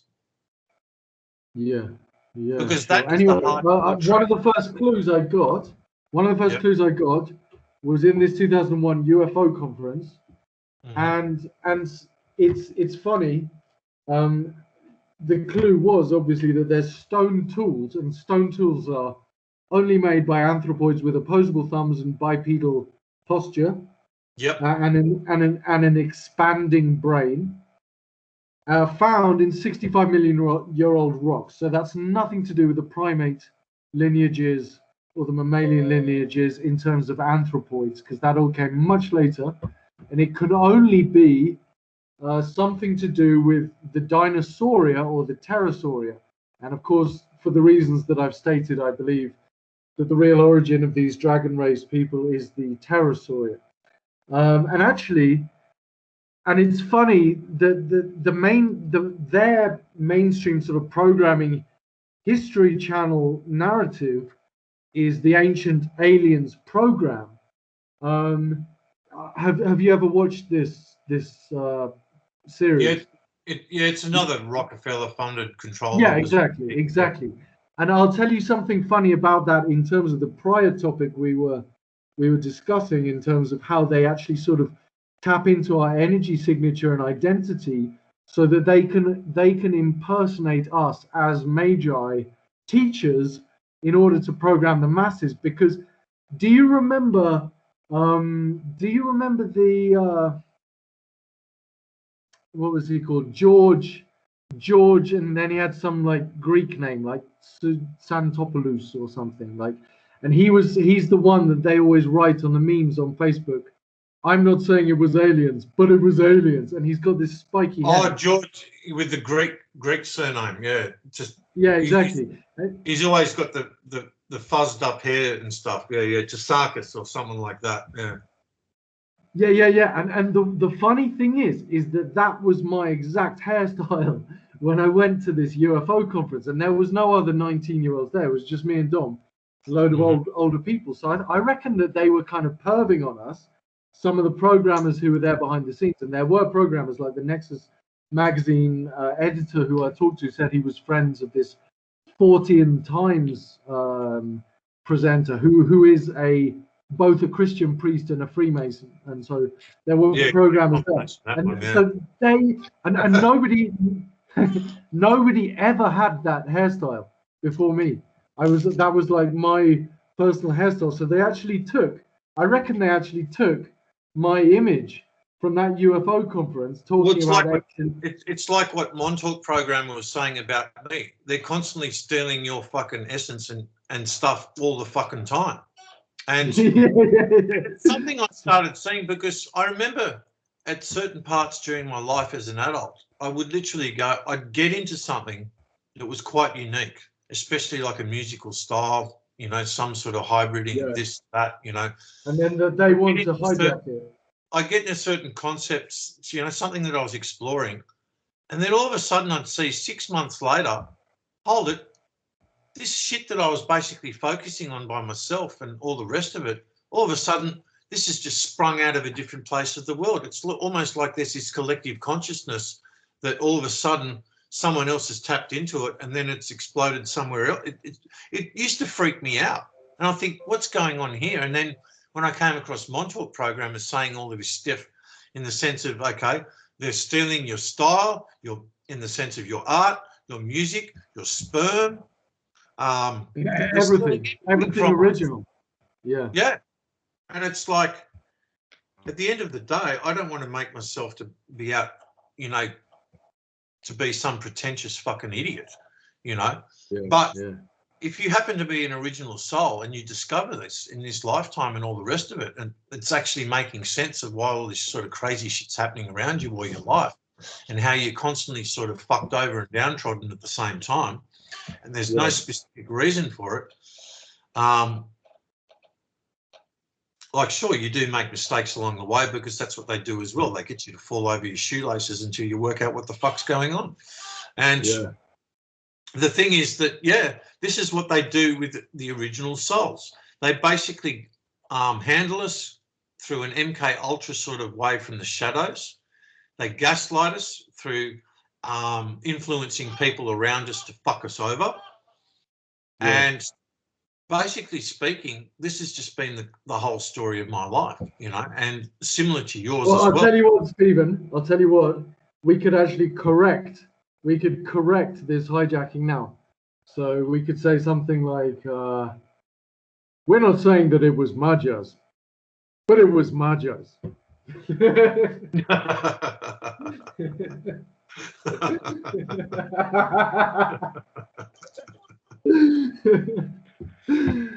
So, what experience do you have with individuals who have been reported having contacted with or who have been contactees with mantoids, Dracos, Greys, or feline aliens? And do you know what kind of contracts they make with people and what the consequences of these contracts have been for these individuals who you came across who had been previously involved with Mr. Fuck Me, I Am Jesus? Okay. I don't know where to start on this because I've met so many people that have been astral tagged, walked in by Dracos. I fucking smell it. I read it on people. I can even see certain shapes of Dracos in people's faces and things like that. I can see their animal soul totems. There's a lot of stuff. And I don't even need to see it in the astral. I see it. Yeah, sure. And the thing is that I've slowly realised that most of the people around me all my life have all been astral tagged people. Right. And when I basically started to become more hermit-like, and all I did was just study 24/7 and research and do all my literal crime investigation, continually meeting people and going down rabbit holes and asking them questions. It's like I literally have done so much detective work in interviewing people and finding out their experience, and from criminals to occult people to Freemasons, you fucking name it. Because if you can't get behind the stage, you know, the actual theatre stage, because let's face it, you need to get way past back the green room. You need to get to the producer's room. Yeah, sure. What's really going on with this reality? Because if you're just getting information from what's delivered on the theatre stage, you're never going to fucking know much. So you've got to get that insider information behind the stage curtain, behind the theatre, back to the producer's room. Okay, just to put a simple analogy. So I worked out that a long, long time ago. And so that's where my focus was, to find information. And shit, I found out a lot of information, and I found out a lot of these people too were possessed in some sort of way. Yeah. And then when I started separating myself from all these people that I'd known for a long time through the music industry and all the rest of it, I'm sort of going, oh, now all this sort of tragic cycle of shit has finally stopped. And then when that finally stopped and they couldn't get me through anyone close to me anymore, well, that's when the electronic harassment started. Oh yeah, sure. So they can no longer fuck with us with spiritual stuff. So they forced to resort to the machinery.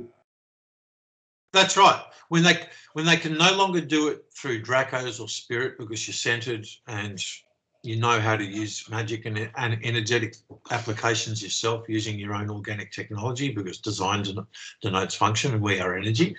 Okay. Yeah. And they can't do a gang stalking thing on me either, a traditional one, as they've done on my mate Darren, who also knows the bunch of stuff. He'd spent a lot of time with the tiller, and he worked out a whole heap of stuff that's unique too, that combines to our whole collective knowledge here. He was gangster for ages, and he's a big man too. He's much physically bigger and robust than me, and he can, really handle himself. But yet they gang stalked him hardcore physically. Okay, and he even observed it happening to a tiller as well. They used to pay idiots to go up to a tiller to make fucking bird noises at him, all sorts of crazy sort of shit. But basically, that sounds like what I've been going through here, actually. Exactly. Yeah, you've gone through it there. But they didn't do the traditional gang stalking on me because with me, they've had to literally show no culpability whatsoever, because they want me to look like some fucking crazy idiot that's got no connection to anything. Yeah. Okay? Yeah, sure. So if they basically start the gang stalking on a physical level with me, they know I'm fucking too smart, and I'll fucking get some sort of culpability out of them, and link it back to them. And they're fucking paranoid as shit. So they've basically admitted it through the electronic. Yeah, that's it, isn't it? That's the bottom line about Freemasonry, is that they are the real paranoid schizophrenics. Exactly. And they're the psychopaths that do the preemptive sort of striking on you, where basically they're hypocritically, this is what a psychopath does as preemptive striking. They accuse you first of what they are guilty of themselves, and they fucking know it. Yeah, absolutely. And that's exactly what the Freemasons do. And they want to do it from the shadows, so there's no culpability that can be traced back to them, okay? Especially like with all this electronic gang stalking sort of toys that they have, that's fucking light years ahead of anything. And so basically speaking, I just basically, what did I do? I mean, it's psychotic in itself to just like consider these huge research and development budgets that have been invested in harassing people. You know, it's just bizarre. They got a blank checkbook, because they're thieves and they steal everything in the first place. And they're making so much money through the birth certificate fucking scam. They float all of us on the stock exchange with social security numbers that end up on the fucking currency. And none of these elites touch any of this stuff because they want to be in control of the spells and not have the spells affect them. So hence they don't touch money, they don't touch any of this fucking shit, and they have people to do it all for them. Yeah, no doubt. So going back to the contracts, I mean, are you able to sort of describe the contracts that are made with Draco reptilians, greys, mantoids, feline aliens?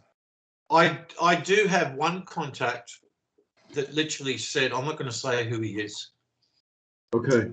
But he did say to me that he had made knowledge contracts with lower level demons. Oh, yes, I remember. Yeah, okay. Yeah. And I sometimes say to him, I said, so how'd you get out of those knowledge contracts? And he hasn't told me too much about that. And see, this is the thing. It's the same with Fuck Me, I'm Jesus, isn't it? Fuck Me, I'm Jesus has specifically said, I made a bargain with them, which I will still stick with. So he's, you know, it seems like these contracts. Is that on the record? In one of his, of his. Yeah, videos? it is on the record. Yeah, it is. Yeah. All you do have to say in court, is it not so that you have said that you have made a contract with these beings and that contract still stands? Is this not the truth? And then the onus of him to fucking prove otherwise, and then he's going to get himself all sorts of fucking problems. So it also seems like he's giving two stories, because then on the other side, Fuck Me, I'm Jesus is saying that he doesn't want any part of the reptilian culture. So the whole thing seems very deceptive. Yeah, but that's the thing. Once you make a contract, how the fuck do you get out of it? And that's basically what he's saying. He probably deep down wants out of that situation, but he can't get out. It's like the Illuminati. Yeah. Once you're fucking in, that's it. You know, it's that Alpian Childs, who was a very brave man. He was an X Factor winner back in 2011 or 10 or something. And he came out recently outing Freemasonry because he was part of it. And yeah, I remember. Yeah, it was like a 5-hour YouTube video. Yeah, and the thing is that he was brave because he's right in saying if you break the blood oath, they'll fucking come after you and kill you. Yeah, for sure. And that's the same with when you make contracts on this level too. Yeah. Actually, when you make a contract with a Draco, that's a more hardcore contract than a basic Freemasonry contract. Yeah, no doubt. Yeah, because I mean the Freemasons, they believe that they're making contracts with people. Well, it's like as many musicians have said in the past, like Bob Dylan and shit, they just openly say, it's like Katy Perry. I just watched on this sort of expose of Russell Brand as being controlled opposition and a handler in saying, you know, I basically sold my soul to the devil. Now, how many times have we heard that from musicians? And then they use the many musicians times. as programming icons. So when someone like Britney And Spears, that goes all the way back to the blues days, doesn't it? Sell your soul at the crossroads. exactly. Then you get a contract to be a blues musician, release records, make money. Yeah, and then you got all these programming icons that are really sort of representative of their sort of Draco god icons and stuff like that. And when you get people like Tim Rafat talking about Miley Cyrus and all that sort of stuff, he actually knows what he's talking about. It sounds like crazy talk to most people, but yeah, people need to pay attention to people. Well, I mean, Cyrus is a dead giveaway, and Miley, you know, they're saying the military of Cyrus, and Cyrus is the general, the Persian general. After the Persians had been taken over by the pervachy, Cyrus was the general who took Babylon for the Jewish pervachy. You see, so he's a key figure. Yeah. No, that's a good etymology there for people. That's good. So this is a thing. So Miley's following in the same sort of footsteps as Madonna, as one of their major sort of programming icons in their sort of Draco goddess. Or Madonna. Or Madon, you would be, if you were saying a male Madonna. Midonno would be the male equivalent, as she is, of course, a male. Well, it's like when you get into their deep. See, there's a project that's called Malda. I'm just going to put this for the record, okay? It's a genetic project. I first came across it from Stanley. He told me about it. And he said he had literally a vault of information that he got from somewhere that he had hidden in storage on Malda. And he said he'd probably never release it to anyone, but which he didn't. He took those secrets to the grave. But it was really ironic because he was actually a Montauk sort of survivor in denial. They used him. He was a Montauk boy, and they used him in the Montauk project. And Montauk programmer and myself tried to drop him so many hints to sort of work it out for himself, but they fucked him over so badly. He had such a major anger problem that even his shaman could barely, his Sufi could barely handle him, even though his Sufi said, I've actually got to help you because you're actually a very significant soul from the past. And he was. And so I learned a lot through all of this. You know, there's a lot of... Speaking of the past, there's a question about memories from Amora. And it says, Fuck Me, I'm Jesus said he only began to get memories of his alien contact during the early 2000s. Why do you think he had no memory of this earlier? And could it be due to him being a victim of satanic ritual abuse as a child? To be honest, I wouldn't be surprised if Fuck Me, I'm Jesus was at the Port Macquarie rituals as a child. We're similar age. And he was in Africa. He was from an African country, if I'm right. And the African, the whole sort of Nazi SAS British pervachy and German pervachy was very involved with South Africa and Western Australia. And of course, this country in Antarctica, New Schwabia, where the Nazis made their first invasion and made all these bases, which is south of South Africa and between South Africa and Western Australia.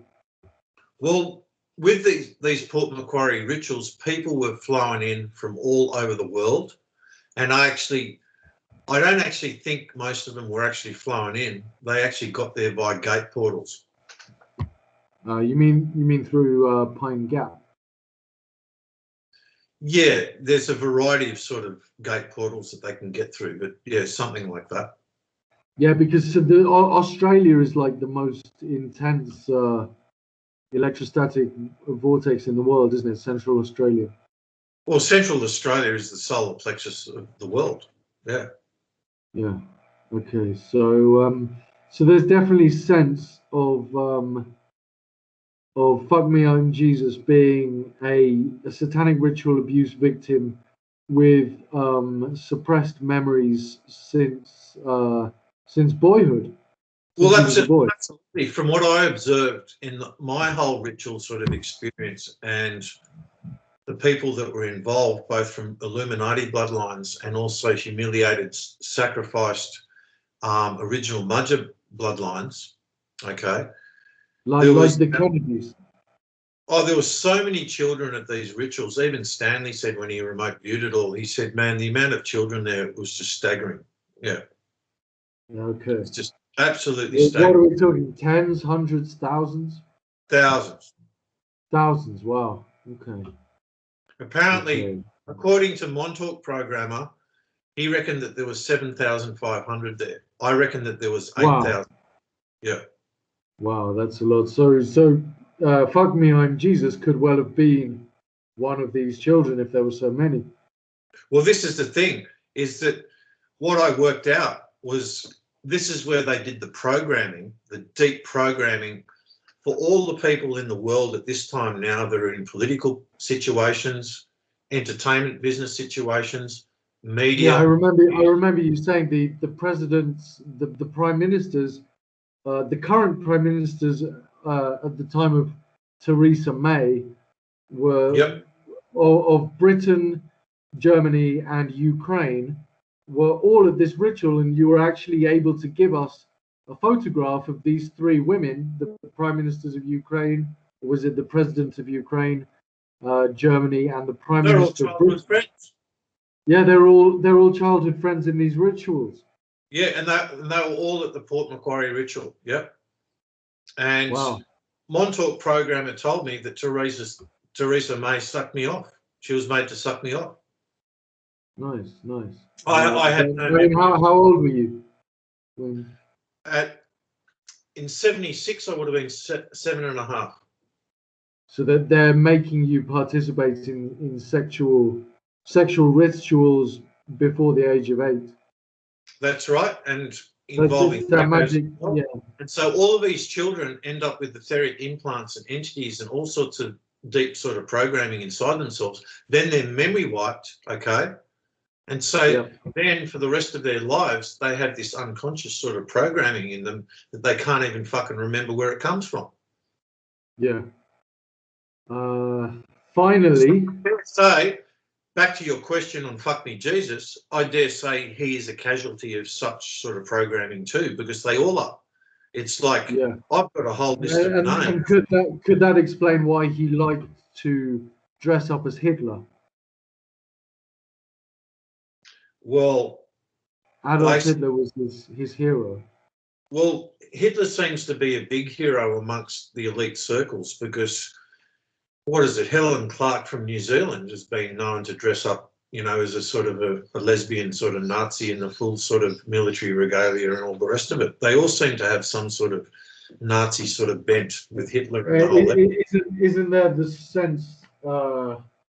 Isn't there also the sense that Hitler was himself programmed as at Tavistock in Britain, and there's photographs where you can actually see him in Britain, and all kinds of doubles and substitutions of him were created. And in addition, he was at one point a gay prostitute.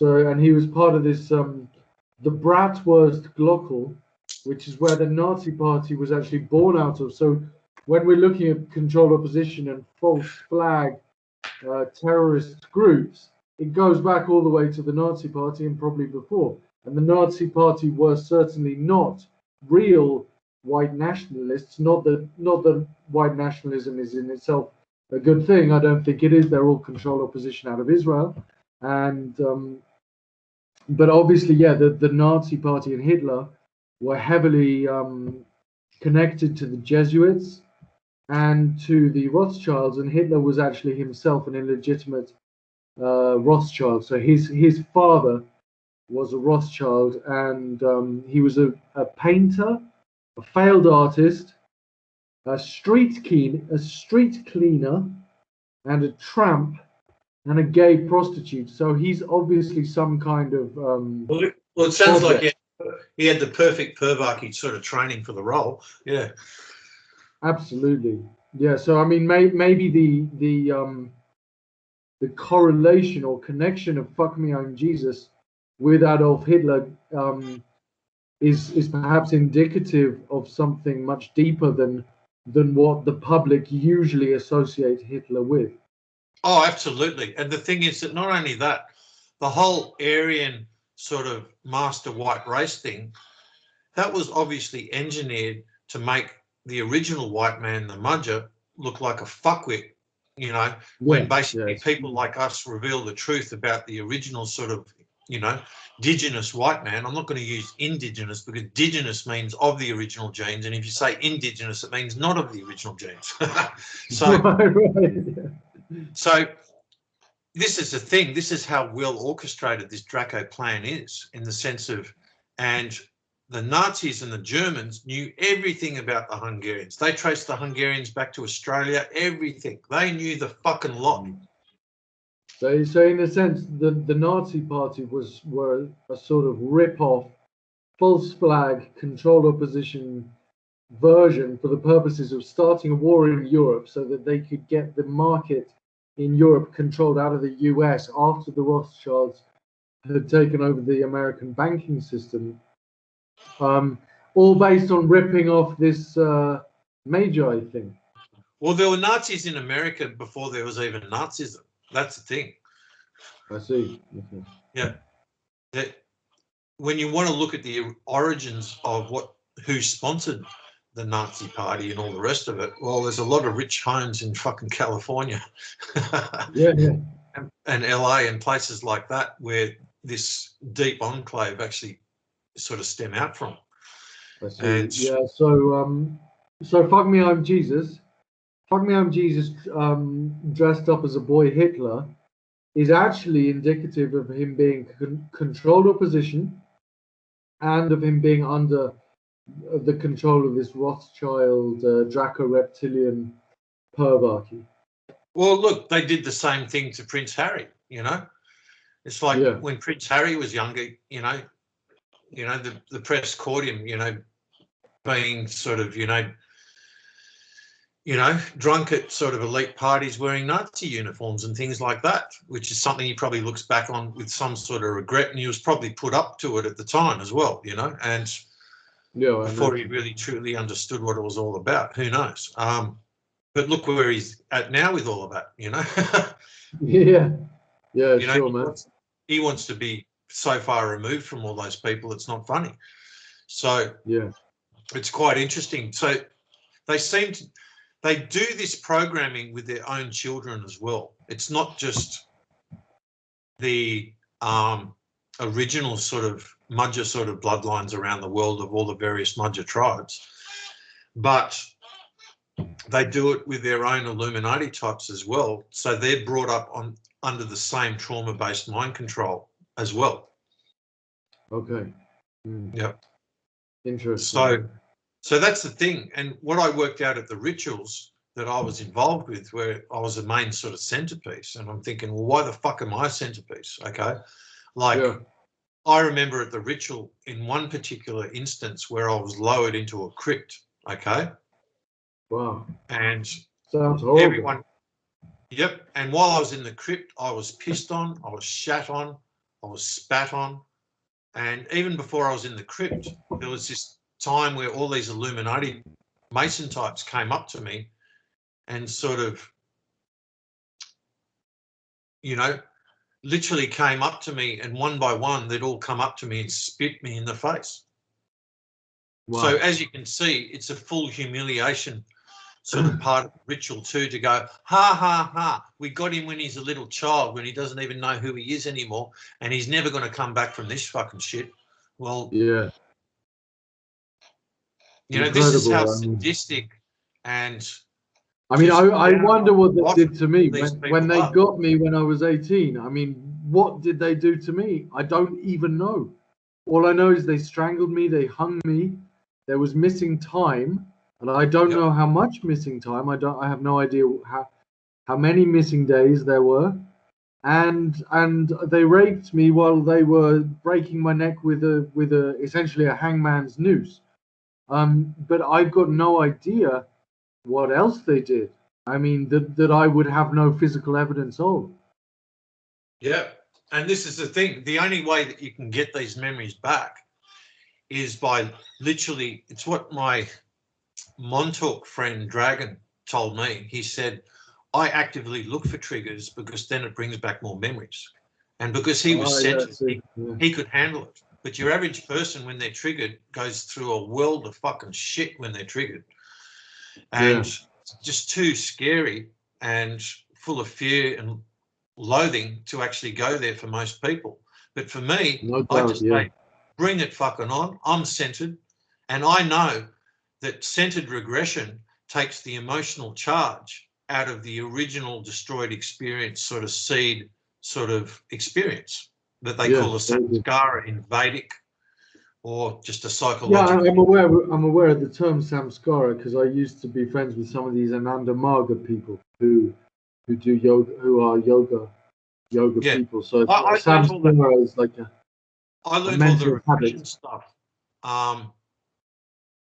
from Samuel Sagan himself.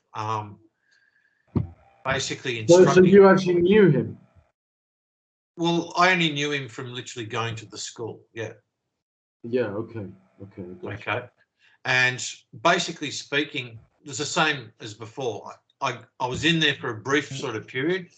I learnt a whole heap of stuff, and then something in me went, okay, now go off on your own and work out the rest yourself. Don't become part of this group. It's just something in my gut said. Yeah, you just knew.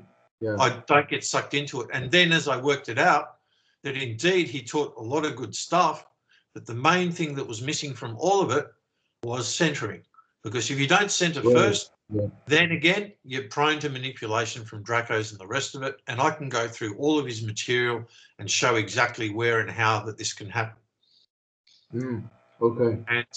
And when I learned how to center, that's the safe way of doing all of this stuff, where basically you're surrounding yourself in a centered energy that these Dracos can't fucking basically, perv in on. And centering is just the same as the connecting all the chakras in yoga, or what they call orbit in Qigong, no? Like you anchor yourself in your solar plexus, navel, gut area. Yeah. Yeah. Finally, Finally. Before you do anything else, you anchor yourself there first. Yeah. If you don't anchor yourself, and that's what the Tibetans do as well. The Tibetans do that, and that's why they sing this Om Mani Padme Hum, because it's the jewel in the lotus is talking about the solar plexus. So and they are a very magical society. I mean, partly because of altitude. One of the effects of altitude is that it opens up your aura and all of your chakras, and that's why you find some sort of parallels between Andean and Tibetan cultures. Finally, lastly, do you consider "Fuck Me, I'm Jesus" as a danger to society in general, or women in particular? And if so, why? Okay, if he's continuing doing the classes or groups, whatever it is that he does with these women or other men as well, absolutely. He is a danger, because basically he's been used as a medium to basically allow these Dracos or AI Dracos, there's a whole variety of them, to basically do their handiwork and basically harvest people and literally fuck with people's lives. And because this is not validated in the mainstream, they keep on getting away with it. And all he's got to do is be a polite gentleman on the outside, that's seemingly of, sort of fine character and all the rest of it. Yeah. And you can get away with this fucking shit. People have been getting away with this shit for fucking years and they don't even know they're being used for it. Yeah, no doubt. In my experience of rescuing so many people, casualties that have literally gone to energetic healers and shamans that have been trained in all the wrong fucking ways to basically do healing work, So then basically these Dracos have got another way of getting inside people. And I've done so much cleanup jobs from this sort of stuff that, yeah, I can talk about this shit till the cows come home, so to speak. Yeah, no So doubt. the thing is, this really needs to be established. And the problem is this whole court system is all fucking part of it too, because it's a franchise. It's not a justice system, it's a fucking franchise. This whole marine admiralty law fiction fraud fucking bullshit. And this is our absolutely. Now, the thing is, there's a lot of magistrates and judges that are Freemasons and part of secret societies. So there's straight up endemic corruption within it itself. Okay? Yeah. And further, what most people don't know is that there's a hierarchy of maligned magician priests that are above the judges. Oh, you're talking about Leviticus. That's right. We're talking about the Levite priests that are the maligned musicians at the top of the legal system, but they basically run they're the silent head, the hidden head of this particular legal fraternity hierarchy. Yeah. Okay, so and did you say before that their original spell books are actually written in the Magi language? That's correct. They have what's called a Levite priest code book, and there's quite a story. I basically came to find out about this, and this is one of the most guarded Illuminati secrets there are, to the point that most Illuminati don't even know about this. Right. Yeah. Okay. And I first came across this Levite priest code book when I went to visit a man that lives south of Sydney, and he'd been basically emailed by this man who'd been sitting on this information about the Levite priest code book for about 30 years, but he was too scared to move on it because he'd get killed, okay? And that is a likely reality too, okay? Yeah. Because this code book is literally the maths formulas for all the confusion of the tongues languages. I see. Okay. And so you begs the question, well, how did these Levite priests end up with it if fucking God confused the tongues? Oh, sorry, it was a fucking Draco that confused the tongues. Oh, yeah, right. That makes more sense, doesn't it? You know, because So why more of an anti-God. Well, why would you want to destroy the language that be which is source consciousness itself if you are the real fucking God, you know? Yeah, no doubt, man. Yeah. You know, these are just basic sort of questions that you ask that it just shows the fraud in itself, you know? It's just sheer logic. Yeah, absolutely. Are you able to shed any more light about how this Levite brotherhood works? I mean, obviously we would associate Levite with the Levite. I'll tell you the story how I came to find out about it. So this dude, he's learned a lot of stuff about it, and he was telling me that how the whole English language is made up with artificial sounds except for one sound, the S sound, like a snake, okay? Yeah.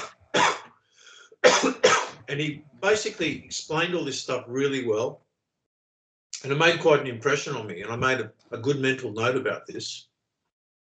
And then when I found out about the Mudger language, not long after that, or actually at the same time, I'd known about it, and then I started to join dots, okay? And then I thought to myself, well, what if this Mudger language is the source language, which all these confused tongue languages have been sort of math coded from, okay? Yeah. As the source language. So I got together with Stanley, and Stanley was just fascinated by this Mudger language and the original peoples of Australia talking it and all this sort of stuff. So he started sniffing like a hound amongst his own sort of underworld and Freemason contacts and whatever for answers and things like that. And then he said one day, and we used to talk on the phone for hours on a daily basis, you know, for months on end, you know, from about 2012 to about 2014, with not many breaks in between. Yeah. And until we had our first falling out sort of thing. And basically speaking, we worked out a strategy, and he said to me, he said, I found out that the earliest Buddhist texts are all in Madhya language. So that was our first sort of whoa, okay, and because he was right into Buddhism, he was right into it. He even spent a year at a Shaolin temple in China in the 90s. And so Buddhism was his sort of pet sort of interest. He really had some sort of affinity with it, and he knew all the deep secrets about it. Quite amazing, actually. And he told me that, and then he told me, and then I told him that, I said, Attila was telling me this information about the original Buddha and the Bodhi tree and Budapest and this story. And he went, yeah, Attila's fucking right about that. He said the original Buddha was a Madhya prince. Now, I don't know where the fuck he found that out from, but he found out, he worked it out. And then years later... Are you referring to the language known as Pali? Perhaps. But Yeah. I don't know how Stanley actually found this out in the because sense the oldest Buddhist tradition is the Hinayana, which is and the text is called the Pali Canon. It's a very large, Magadhan. it's a very large text. I can't remember. There's three main divisions. The last one's called the Abhidharma Pitaka. I can't remember the other two. Could translate all the Pali Magadhan stuff, you know, and even the stuff the church couldn't translate after his translator died. So, well, what I found out is that the region was connected to the Chi-Ang, which were one of the Wu-Hu, the five Hungarians of China, the five Hungarian Chinese clans who rose up against the Jin, the Chinese, essentially, after this civilization or Sinicization, which is actually the cynicism of the Greeks through Alexander the Great, starting from the Qin dynasty taking over China.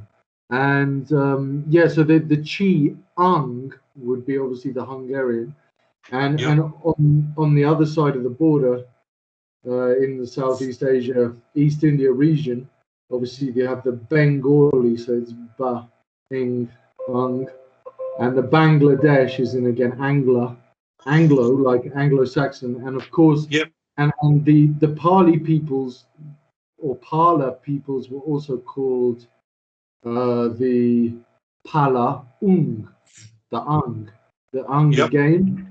And what was the name of Buddha's kingdom in particular? I mean, if he is of course called Shakyamuni, so it means the treasure. Well, I was basically going to say, just getting back to this part of the story. It's good, this interlude, that you basically sort of supplied some background stuff that makes more sense of what I'm about to say. Is that I always wondered where Stanley found out the original Buddha was a Madhya prince, and I got confirmation of that just this year when I came across the Avasura. It's called the Book of True, which was basically written by, I think it was actually like a Russian Madhya. I need to basically look more into this guy that wrote it again, who basically was in contact with Moritz at the time, back in the 60s, okay? Oh, yeah, okay. Yeah. And the Ecuadorian South American story. It's sort of like a lost history of Madhya information, and it's all written in Hungarian. It's all written in Madhya, and it's almost impossible to translate into English, as I've been stumbling through, because it's also, as a Hungarian friend of mine has told me, who has some deep spiritual knowledge, that says it's very deeply coded, and the chronology and everything like that, it's like you need to be sort of centered to understand a lot of this stuff too. And but it still does give basic sort of informations. And just reading through the first pages of his book, it's got all these references to Prince Buddha. Ah, yeah, okay. There you go. And so it just told me. Wasn't the Buddha kingdom called Magadan? Majadan or something? Well, Magadan is what Pali was called as well, the people's language, when we looked at that up on Satanicpedia or whatever it's called, the Wikipedia thing, you know. But I was amazed. I went, fuck, Stanley, you fucking nailed that one, buddy. Okay, so getting back to our story, so we're starting to work out all these Mudger connections everywhere from the language, okay? Yeah. And basically, he said to me, I know this Jewish rabbi in Melbourne. I've talked to him in the past over the years when I've wanted to know serious information about the Jewish stuff that connects with the Mason stuff and satanic stuff and blah, blah, blah. And he was a very good researcher, and he was like me. He used to hound down people in situations and investigate and ask questions and all the right questions and things like that. And he was very good at sniffing out information. I'll give him that. And he said to me, I've got an idea. I'm going to try and get this out, this information about the Levite priest code book, because we suspect that they must be using the Mudger language as the source language to make all the confused tongue languages from, right? Yeah, yeah. And so basically he went and saw this rabbi. He made an appointment with him to see him, and he spoke to him for a while, and he said, look, Rabbi, I just want to know the truth here for my own purposes and research and everything. You've known me in the past and all the rest of it. He seemed like Stanley had a reasonable rapport from the past with this rabbi. And this rabbi actually revealed to him through Stanley's line of questioning that the original, for the Levite priest code book, of all the codes that they use, 90% of the original codes, symbol characters, can be found in an original Torah, okay? Yeah. And he said that basically the Levites keep this original Torah to themselves because it's all in Mudger. Right, okay. And 90% of the Levite priest codes are taken from the language itself that's in this particular Torah, okay, original Torah. Now that makes kind of sense because with the Bible, okay, the Torah is what, the first 5 books of the Old Testament, isn't it? Something like that. And yeah, maybe. So basically the Bible was written in Aramaic, which is a Babylonian dialect of Mudger language, okay? Now, not many people know that or work that out. And that was one of the first things that Attila Flink told me. He said, "This." Well, I believe it's still spoken in Lebanon. Yeah, and some parts of Syria, I think too. And yeah. And the thing is that so essentially that Torah. Do you know that word for river is actually found in South America? Maya, whereas there's Mayic, Aramaic means the lords of the river. And you actually have the same word for river in South America.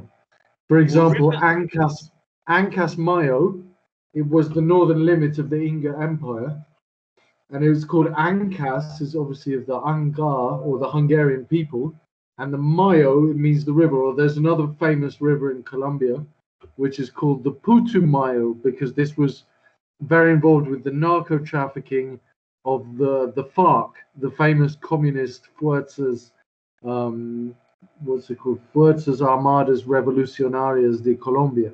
So, so that's another famous river in Colombia that has, and there are rivers in Peru also called Mayo, Putumayo. So it's actually the same word. Can you see the Mayo means the river? So basically speaking, that's good background information. And also, Attila told me that Aramaic for basic English translation purposes means people of the river. But then when I looked up Aram in my Mudger dictionary, strictly speaking, Aram means either stream or current, okay? But for easy English translation purposes, you can use river, but it's not strictly river, okay? Because English is more of a commercial term-based language, okay?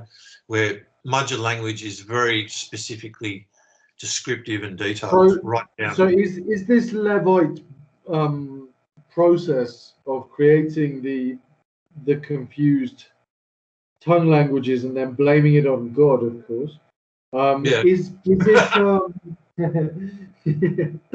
it was it used to also create legalese, the legal languages? Abso-fucking-lutely. Yeah. Because Okay. this is where English language stemmed from legalese.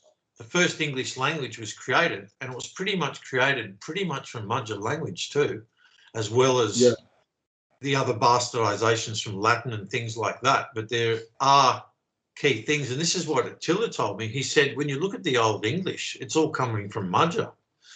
And it took me a while to get my head around this. And then when I looked at the legalese stuff, which is the first English language that was used as a legal language before it became a spoken language, so the elites could control everything in the courts, okay? Was that created during the 16th century reset? Yeah, something like that. Okay. Or it may have been in existence a bit before the 16th century. I have to nail that down. Yeah, maybe Templar, no, because the Templars were setting all this corporate. Well, it's just like how they kept the Bible in Latin and didn't translate it in English, so the priest pervachy could have it over the fucking people, and the people would need the actual priests to translate it for them. Hence, they hold manipulation and power over the people that way. So the legal profession is, in a sense, a priesthood. Yes, it is a priesthood where they have this language called legalese, which is a completely different language to spoken English today. And you have to understand, you literally be under the standing of that language in order to fucking work in that commercial franchise. And when I step into court, I say, is it not so that this living man is not under the standing of any Marine Admiralty law fiction whatsoever? Because Marine Admiralty law can only prosecute a dead corporate body, is it not? And not a living man? This is how you can get yourself out of a fucking court situation and dismiss the court. Yeah. When you know these key fundamentals. Absolutely. And there's let's come back to that next time, because we've hit 3 hours. So we'll come back next time. Okay, I'll just finish off on the Levite priest codes. Yeah, please do. Yeah, go ahead. Okay, so basically, not many people know this, but the Aramaic is actually a dialect of Babylonian dialect of Mudger language, and it's got nothing to do with Hebrew. The Hebrews at the time were speaking Asherit. I found this out through, Stanley sent me a translation of the Bible that a Jewish man had done, who had translated it directly from Aramaic into English, and he supplied a lot of liner notes with it too. And I basically used some of this information to out Colontic science years ago, when I realised that the name of Jesus, Eosha, well, all of a sudden Ashiana Dean was calling herself Easha, insinuating that she was Magdalene. And I'd basically traced where she'd basically pimped the name from. And it had that sort of apostrophe after the E that gives that sort of cut to the actual word that's a Hebrew thing that's not organic, okay? And so it was like E-Asher, Yasha, you know? And I'm just going, I can see it all now. Fucking hell. And this was in early 2013. And basically speaking, so what actually happens is that 90% of these Levite priest symbol codes that they use for their code book, 90% of the symbols are taken out of an original Torah, and then the other 10% are handed down from word to mouth intergenerationally from Levite to Levite, okay? Now, Hebrews themselves get a watered down Torah that's in Hebrew language, okay? and then English. Okay, and this is the thing. And there's all these Hebrew scholars that are trying to work out all these sort of Bible codes that's in the Hebrew, but they actually need to do it in the actual Aramaic if they ever want to get to the bottom of it, you know. And because hasn't the Torah been linked to the Druids? oh, totally, yeah. Yeah. And not only that, because well, the whole Druid situation, the Khazars fucked over them, and as Franco Collins goes into a lot of great information about that, they destroyed all of the bloodlines and the Druid sort of initial Irish thing, and they scattered those bloodlines worldwide. And this is why a lot of the original tribe of Dan people and stuff like that, and the original Jesus bloodlines and stuff like that, don't even know who the fuck they are, because there was a big connection to the Jesus bloodline from the Irish. Yeah. Okay. Welsh. Yeah. Makes sense. Yeah. So do you see the Irish and the Welsh as originally kind of the same people? Yeah, pretty much. They're pretty much of the same Scythian sort of tribal domain. Yes, because the Welsh are more of a and also Egyptian. Yeah, and Egyptian as well, absolutely. Because the Welsh themselves are more of a Sumerian sort of tribal sort of link of the Scythians in the sense of Sumerian. That's what I was saying before about Somerset. Like Somerset means the site of Sumer, doesn't it? No. I'm not saying Sumerian. I'm saying Cimmerian, spelled Cimmerian. I see. Yeah. But it actually makes me think it's so similar to Sumerian too that, you know, well, there you go. There's got to be a link to that as well. And so, got to be. And I remember Alan Wilson saying with the Gnostic texts, okay, they were all done in Aramaic too, but there was one plaque of the Gnostic text that was all in Cymric. It was all in Etruscan. Oh, yeah, okay. And so he could translate all of that one, okay? And I thought to myself, well, actually, the Welsh Etruscan is a dialect of Mudger language. So you could actually work out the Aramaic with Welsh Cymric as well if you just know the dialect keys. Yeah, they're all just different dialects, aren't they? Of the exactly. Same root. Yeah. But essentially, it's all the same agglutinative language. It's the same language. Yeah. Just different dialects, yeah. Perfect. Like, 3 hours and 3 minutes. Let's leave it there and come back next time on the topic of the Levites. Okay, so this is just to finish off. So that's very important, the fact that the whole legal hierarchy is controlled by a priest class. Yeah. Because that actual legalese, okay, the whole language of the Marine Admiralty law, it's all sorcery. Yeah, absolutely. It's all sorcery. Yeah. It's all black magic. And when the magistrates and the judges wear those black robes are symbolic of Saturn, El. Yeah. So it's actually Kabbalism. Yeah, the whole court system is all Kabbalistic. Absolutely. Yeah. And you look at all the symbolisms. To hobble or scupper or hobble mankind. And actually, funnily enough, the main defendant in this case has just sent me a message, and he's had a beer, which is of course a drink, and also a kebab. And so yeah, he's deep in the kebab with the kebab there, because a kebab is obviously a cut meat. So it's part of the same linguistic equation. Yeah, so I'm as you can tell, I'm pretty delirious by this point after 2 hours, three and a quarter hours of these conversations. But and let me say at the end again, the original Mudger word kaba, K-A with a forward dash over the top of it, and then B-A, literally means under illusion and or drugged. Okay, so if you're into the Kabbalah, that's what you're basically getting yourself into. Perfect. thank you so much for your time again. It's much appreciated, and of course, so many of the things that you have to say are fascinating and Likewise. enlightening. And we will, yeah, we'll get back to it tomorrow. Okay then, mate. Brilliant. All right, mate. Thanks for your time. Ciao for now.